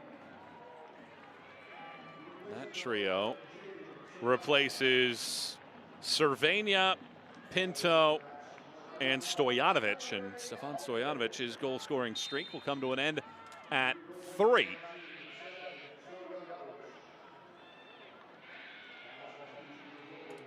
Overgun chases, wait in a tough spot, gets it away. Flares it to midfield now. Oxen hustles back and rolls it back to Burns. Brooklyn FC is proud to partner with NYC Footy of the Footy League, where 60,000 New Yorkers of all skill levels make friends and stay fit playing in organized soccer leagues around the city. Visit nycfooty.com to learn more and sign up. It's a cool little initiative. Be a chance for you to score a goal for the first time in a while. I know it didn't happen a whole lot in your pro career, but maybe a chance for you to get out there and show that you still have something. What about your, oh wait. I didn't play soccer, so there is no career to talk about.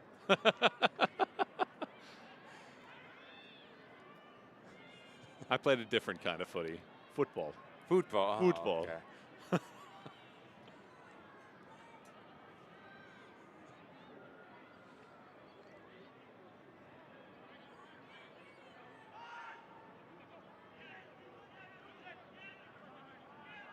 That's a really good ball to get it across midfield. Tampa Bay have been in control of this game for much of the night. Entering the evening, Detroit, Lou City, and San Antonio all had 21 points. Detroit and Lou City played in the USL Cup. San Antonio on the other side is off this evening. So it would be 10 points better than everybody else in the league for the Shield as they hit the end of June.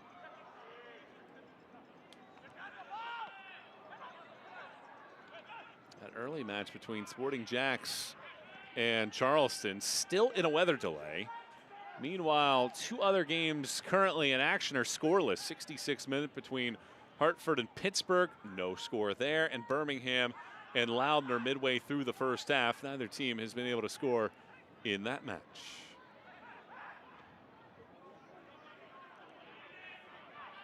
Will Brooklyn be able to break through in this one and make it a dash to the finish line? Haven't been able to generate a ton here this evening against this Tampa Bay side that does not give up very many chances at all.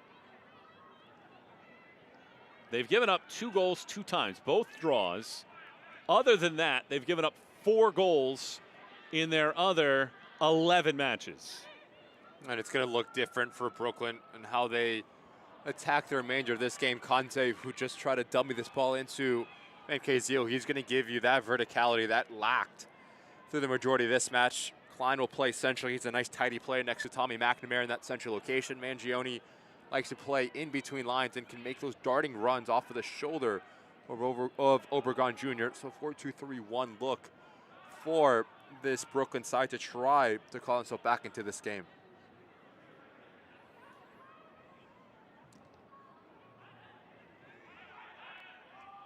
Brooklyn entered with 60 shots on target this year, 4th most in the league. They had at least 5 in 5 matches for the year, but tonight they have just 4 shots. Haven't quite been able to find that same type of rhythm, and if you're looking at the bench, you still do have Sean Hundle and Pierre De Silva, a couple of veterans available, perhaps to try to change the complexion of the game, and the frustration being shown only through that ball over the top. Nobody ended up making that final run.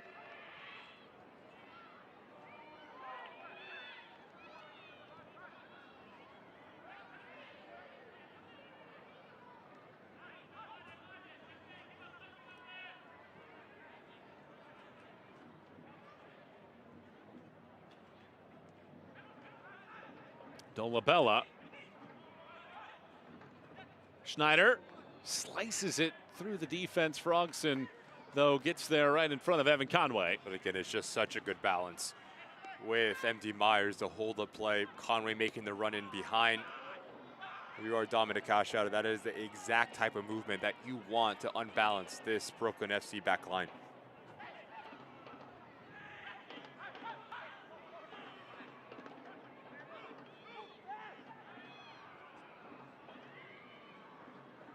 Decisive and clinical performance from the Rowdies in this matchup.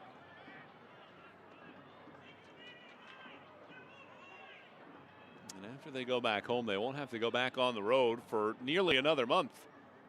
Lexington at home on the 4th, And then Naples in the Prince Stars USL Cup finale on the 11th. And then they go to Loudoun on July 18th. Olney hits this from a distance. Wait. Will never be fooled from that range.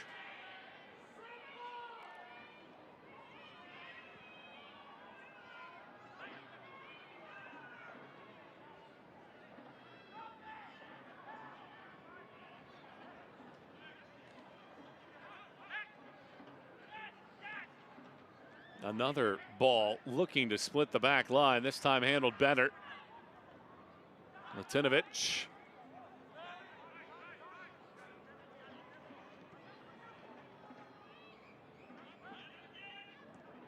The Rowdies' goal differential entering the night was plus 13. And they're doing nothing to hurt that cause here.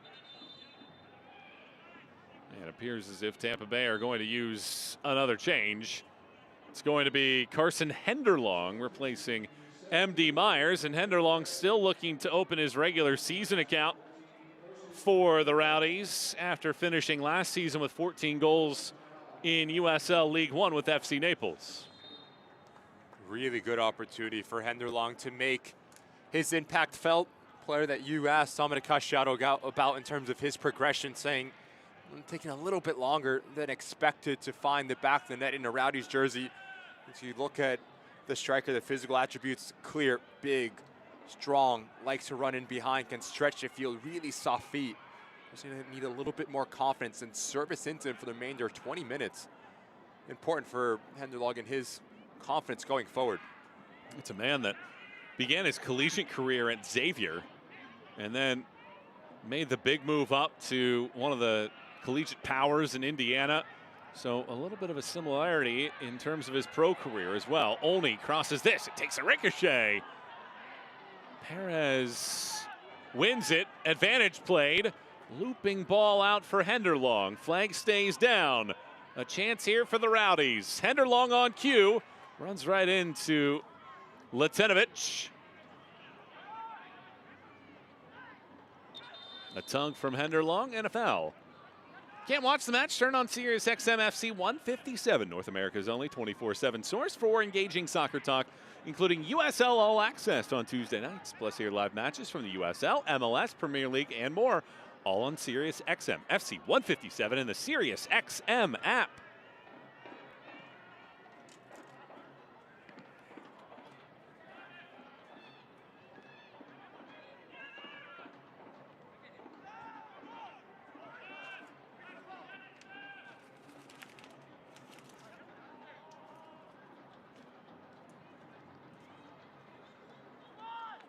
"20 minutes to go in this contest. Tampa Bay, with goals from Cicerone and MD Myers in the first half, lead Brooklyn 2-0. And after 15 straight unbeaten to begin the year in all competitions, Tampa Bay lost last week for the first time 1-0. They have responded here tonight with a 2-0 advantage and a pretty dominating performance as well, by a 2-0 margin, out shooting Brooklyn 12-6. With Ricky Lopez-Espin and our entire crew, Michael Watrang, elated to have you along for the ride here this evening. And will Brooklyn be able to have any kind of say in the next 20 minutes? Trying to get one back at the very least in the next 10 or so to make this a dash to the finish line.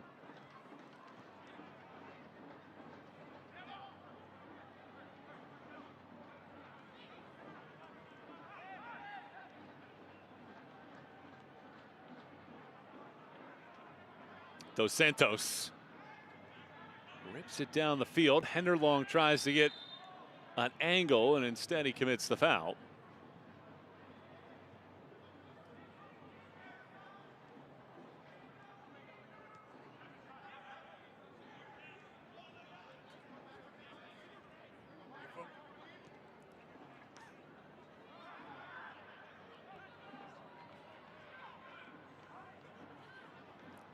eFootball's here. Live your dream, rep your team, and play as your favorite USL Championship club. eFootball's free to play.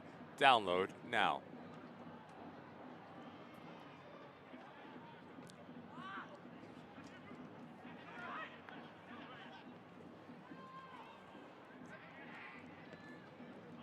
FC Tulsa and Colorado Springs have kicked off. So 4 matches in the USL Championship going on, and there's one USL Championship fixture in the Prince Tires USL Cup. Lexington and Indy 11 are still scoreless. That game closing in on the final quarter hour of that game. In fact, every game other than ours in the USL Championship has been scoreless so far today, including that USL Cup matchup between Detroit and Lou City that ended 0-0, needing to go to penalties for the extra point. Brooklyn get another free kick here. They've had plenty of these, either corner kicks or free kicks. McNamara goes fast with a reset. Cross goes in. Alves cannot get it to the target. Klein connects on that ball as it rolls out. Frogson chases and a chance to reset. It's another opportunity for Brooklyn just to slow the game down, get your big bodies forward, and put the ball into a dangerous area. You go quick, you try to go short to put the ball back in. A little bit of frustration has to start to set in for Martin LeBlanc, because that is an opportunity that you need to capitalize on if you're trying to cut this lead in half.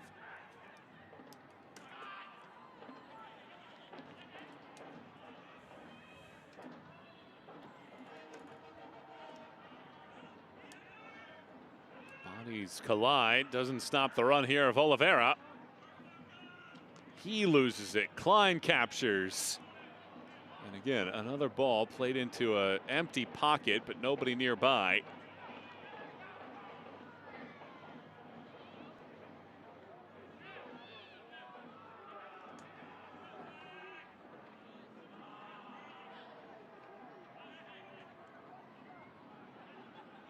Latinovic in the final quarter hour now.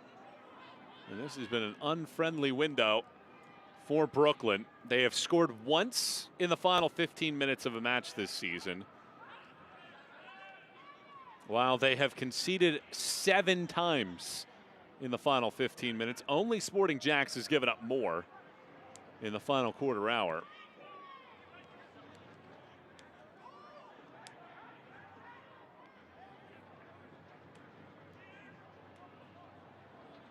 Burns has made 3 saves tonight.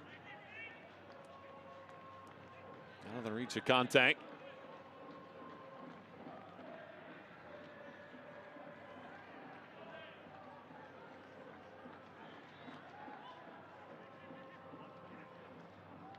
Burns comes out.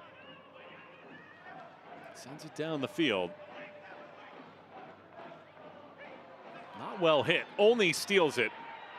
Obregon. Klein circles. Right back. Cross comes in. Bodies colliding.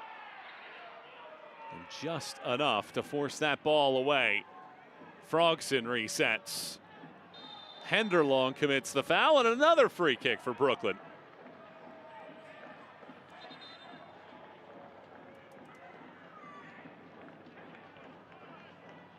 Heavy legs starting to maybe set in for this Rowdy side. Coming a little bit late into challenges as Pierre De Silva comes onto this field for Obregon Jr.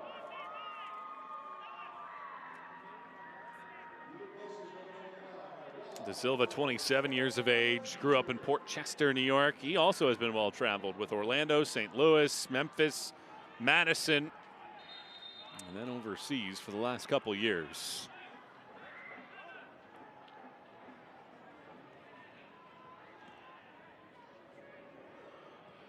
Olney sets up this free kick. Laces it across. Empty header for Klein. Nobody nearby, and doesn't put it on targets.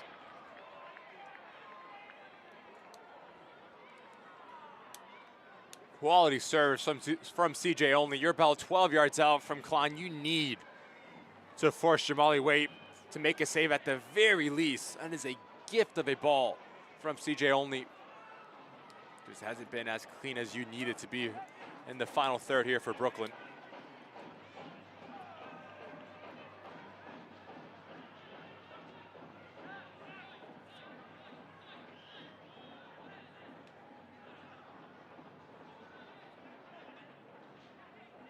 Bodies come together. Klein nearly stole that ball back. Instead, it is De Silva winning it. Conte. His pass is errant. Henderlong steals. Dolabella laces it over the top. Conway chases. Conway cuts. Lays it up top. Klein steals. Really good read. Not quite the impact here since coming on. It's been really active. Klein has good ball. Only plays this along the left-hand side. Alves disappoints. The USL Championship and League One are on CBS Sports and ESPN platforms all season long. Catch live matches and expert analysis every day on the CBS Sports Golazo Network and ESPN+. Go to USLChampionship.com for the complete USL TV listings.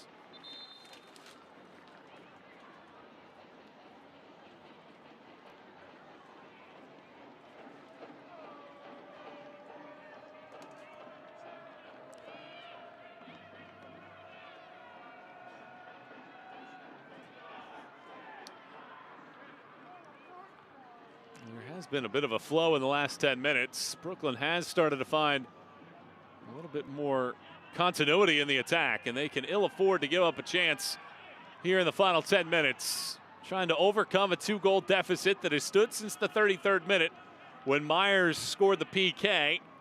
Goal separated by less than 4.5 minutes. Cicerone scored in the 29th minute, and that's where we sit right now. 2-0. Tampa Bay out in front, looking for a 9th win of the season that would match their 2025 win total, with still 16 matches to go. And with 10 to play here, it's 2-0 Tampa Bay. Michael Watrang, Ricky Lopez, Espen, and our team coasting to the finish line here. Will there be any late drama for a Brooklyn side that has gone winless in its last 6 in USL Championship play?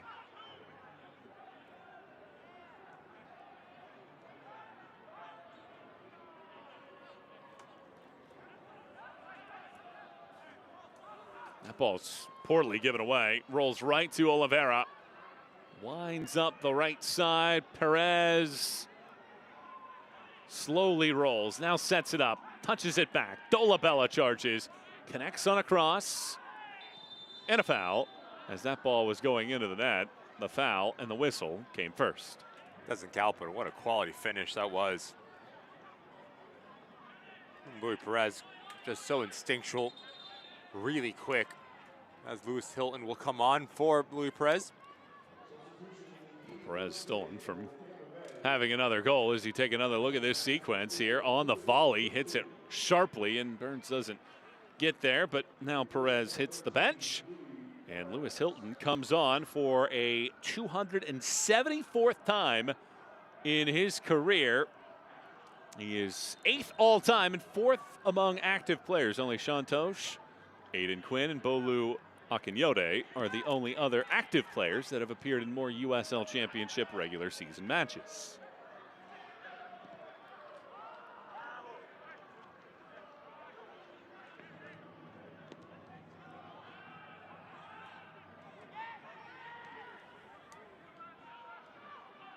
Rowdies have now outscored opponents 9-2 on the road this season, and Tampa Bay has only given up 8 goals all season long. Albeit they have given up 3 in the final 10 minutes of a match this year. Will Brooklyn be able to make it a 4th, maybe even a 5th?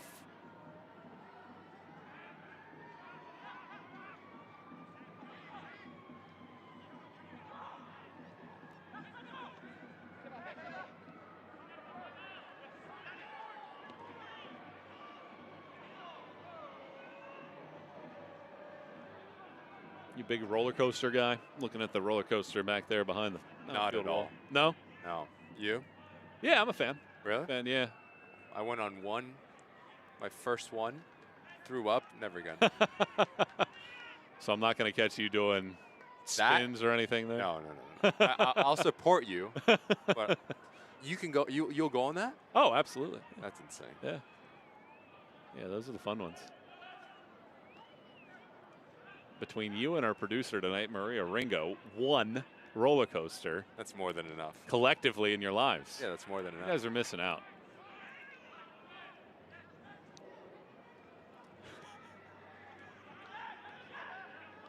Have you ever at least been on like the wooden ship that is everywhere where it goes back and forth? You haven't even done that? I'm just not a rides guy. Wow. Maybe that should be a halftime segment in the future. Ricky's Rides. What's your favorite roller coaster or ride? There's a roller coaster, I believe it's at Busch Gardens, where it takes you up to the top, and if you sit in the front row, it leans you over the hill and then pauses. Yeah, no. And you don't know how long it's going to be. It feels like an eternity, and you're just hanging there staring at the ground. That was a fun one. And you do that, and you say you think that's fun? I think it's fun. Yeah, I think that's a good time. It's exhilarating.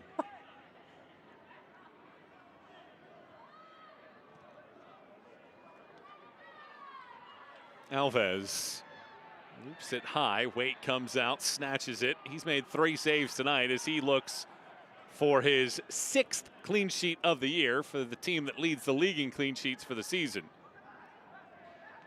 Eyes for a 3rd in this one. Conway tried to chip it in there. Frankson steals.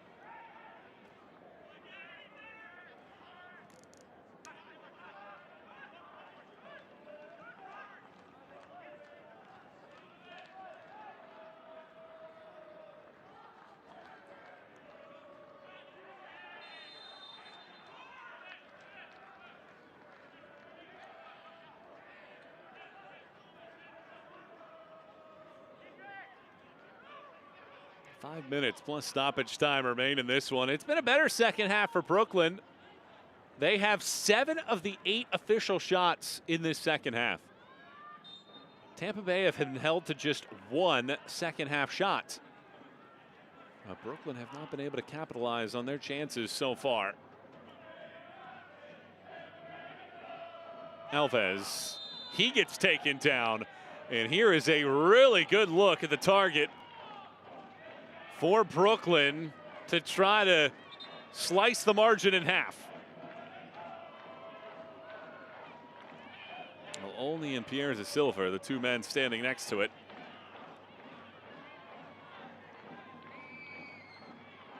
Only 19 years of age. Da Silva at 27.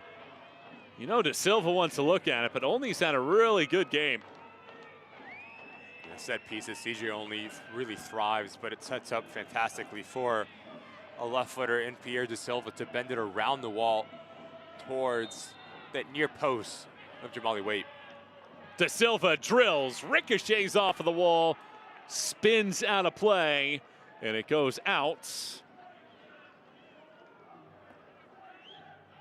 for a corner.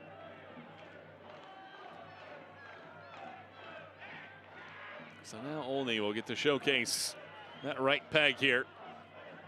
Stepping onto the warning track.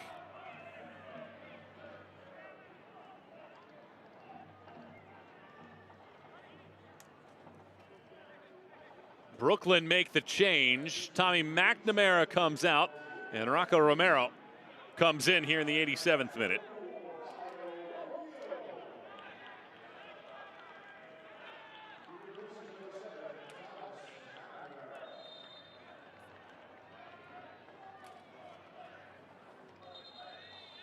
Check that. Rocco Romeo is the one that comes in. McNamara goes off, had to give away the captain's armband and gave it to Vuk Latinovic, who is the man that is having a chat with Max Schneider and our center referee, Sergei Boyko.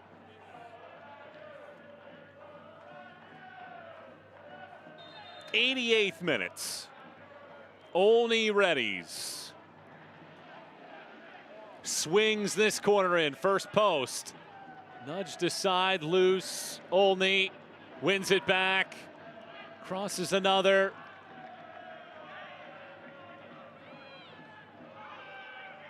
The amount of service that Tampa has had to deal with late in this second half, they've done a really good job within their box defending and organization. Alves wraps it in. It takes a ricochet. Klein was open. He mishits it. It nearly ends up perfectly on the head of a teammate. Instead goes out wide. Klein has been in and around the neighborhood of scoring tonight, and he just has not been able to put one on target. Center of your screen, number 8, just asking for this ball to be cut back, but unable to set his feet, Klein. And as this ball comes back across for Oxen, don't know if he's really expecting this ball as well to get put back in, unable to get clean contact on it, a little bit off balance. I think you have to wonder, though, if Alves plays that ball to the feet of Klein, first of all, it's a much better look than the second chance off of that header. When you make those runs out of midfield, it's just such a nightmare to defend because you have to rely on communication and passing players off. And a lot of times that kind of half second is what's the difference of Ronnie Klein getting on the ball, having a shot on target versus you coming across and denying that service into him. Into the 90th minute. Tampa Bay content with just holding the ball, or at least I thought so, because Dolabella sends that in. It goes out for a corner. And now let's see if they play short on this corner and elect to take some time off the clock.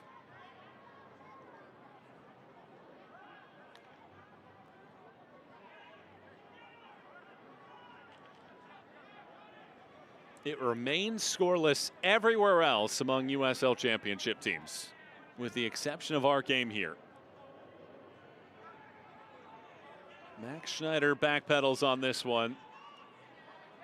A former Union Omaha player who was a first-team All-League pick in League One last year. Schneider smashes it across, back post. A tug of the jersey, appeals for a penalty. Instead, it just rolls out quietly, and Brooklyn now break into the attack. 3 minutes of second half stoppage time to go. Brooklyn have not scored in second half stoppage time this year. Tampa Bay have scored 4 times.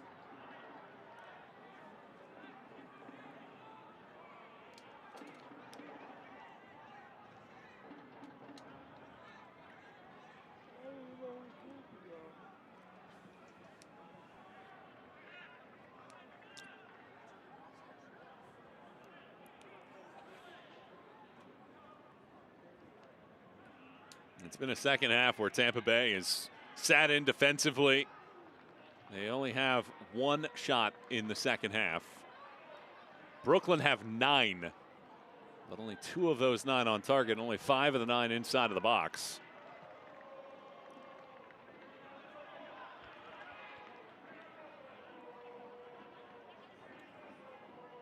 A third of the way through second half stoppage time. Brooklyn still looking for something here. Cross goes in, headed out, only as far as Alves. Olney with a nice quick turn, steps in, hooks it right to Wade.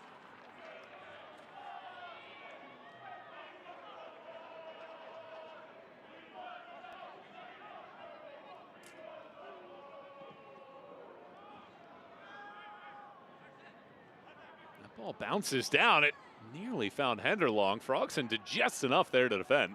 Henderlong doing a good job using his body there, but just too heavy of a touch off of his chest. Allows Burns to come in. Again, struggling to really find the tempo of the game, Carson Henderlong.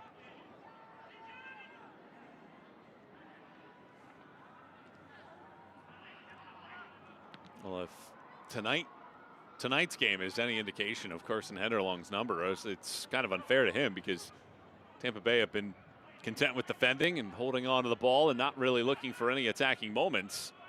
Been few and far between, but maybe here's one. Odd man rush, 2v1. Lining this one up, Oliveira to the left side. Conway connects and misses wide right on what would have been a clincher and a 3rd goal to match a season high. Really love the patience and the unselfishness here from Oliveira to cut it back, allow the run of Evan Conway to continue on. Just pulls it wide, closes up his hips a little bit too quick. Conway just pushes it by this near post.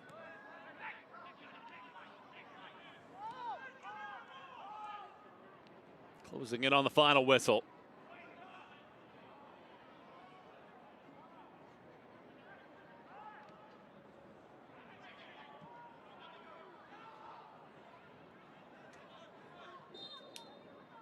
Tampa Bay have matched their win total from 2025. 2-0 victory tonight here in Brooklyn, a 9th win of the season. And they remain unbeaten on the road with a 5th win in 7 tries. And the Rowdies to 31 points as we hit the end of June. A real professional performance for Dominic Casciato and the Tampa Bay Rowdies. Did a phenomenal job specifically in that first half to be ruthless, took their opportunities, and then showed a little bit of grit defensively to come to Maimonides Park and get a clean sheet and a massive 3 points to stay at the top of the Eastern Conference. Only one shot in the second, or 2 shots rather, in the second half for Tampa Bay. And it takes just the 2 first half goals to win it this evening. Tampa Bay 2, Brooklyn 0. We'll step out for a break, and we'll have the highlights and the match recap when we come back to Brooklyn in a moment.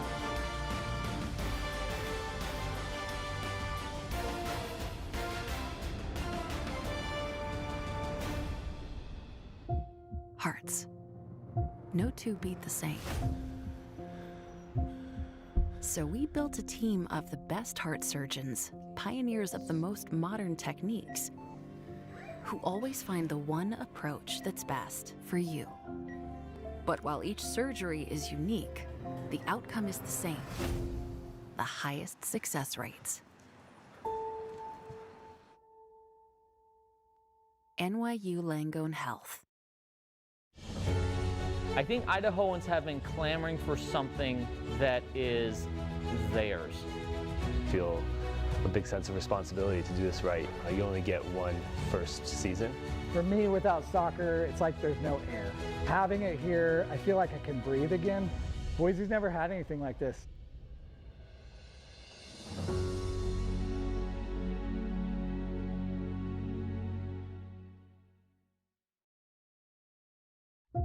Hearts. No two beat the same. So we built a team of the best heart surgeons, pioneers of the most modern techniques, who always find the one approach that's best for you. But while each surgery is unique, the outcome is the same: the highest success rates. NYU Langone Health. Tampa Bay scored twice in the first half, and that propels the Rowdies to a 9th win of the season, matching their season output from a year ago with the 2-0 win against Brooklyn tonight. Michael Watring, Ricky Lopez, Espen, and our team back with you here in Brooklyn. And it took a little bit of time to get into this game, but in the 29th minute, Dion Akoff was able to get that shot blocked by Burns and then sets this one up on a platter for Cicerone with a great finish. Yeah, really good run from Russell Cicerone, but even better patience from Dion Akoff to overlook the run of MD Myers. Cicerone fends off to that back post. It's a really clever header back across. No chance for Burns to recover, and the Rowdies open up the goal scoring. And not long after, as Pinto tries to play out, his pocket gets picked, tries to recover from his mistake. Is there contact, is or not? But yet no VAR, and MD Myers says thank you very much. Automatic from 12 yards out, goes down the center of the goal. Confident striker for MD Myers. 4 minutes and 18 seconds separate 2 goals from Tampa Bay. And here are the full-time stats. Doesn't really tell the full tale. It was a dominant first half from Tampa Bay. Brooklyn had 9 of the 11 second half shots, but really nothing that was that decisive in terms of their attack. And the Rowdies respond after a 1-0 loss against Hartford last week. If you are Brooklyn FC and Martin LeBlanc, you need to do a better job at chance creation and open up clear, good scoring opportunities to really test the opposition and their goalkeeper. And for Dominic Casciato, you needed a response after losing your first game in 2026. You got that and a clean sheet. Really well done by the Tampa Bay Rowdies. Brooklyn's regular season winless drought runs to 7 in a row, while Tampa Bay on the other side match last season's win output with their 9th of the year and also remain unbeaten, the last remaining unbeaten team on the road in the USL in 2026. For my partner tonight, Ricky Lopez, Espen, and our entire crew here in Brooklyn, I'm Michael Watrank signing off. Good night, everybody. This copyrighted telecast of the United Soccer League cannot be retransmitted, rebroadcast, or reproduced without the express written consent of the United Soccer League.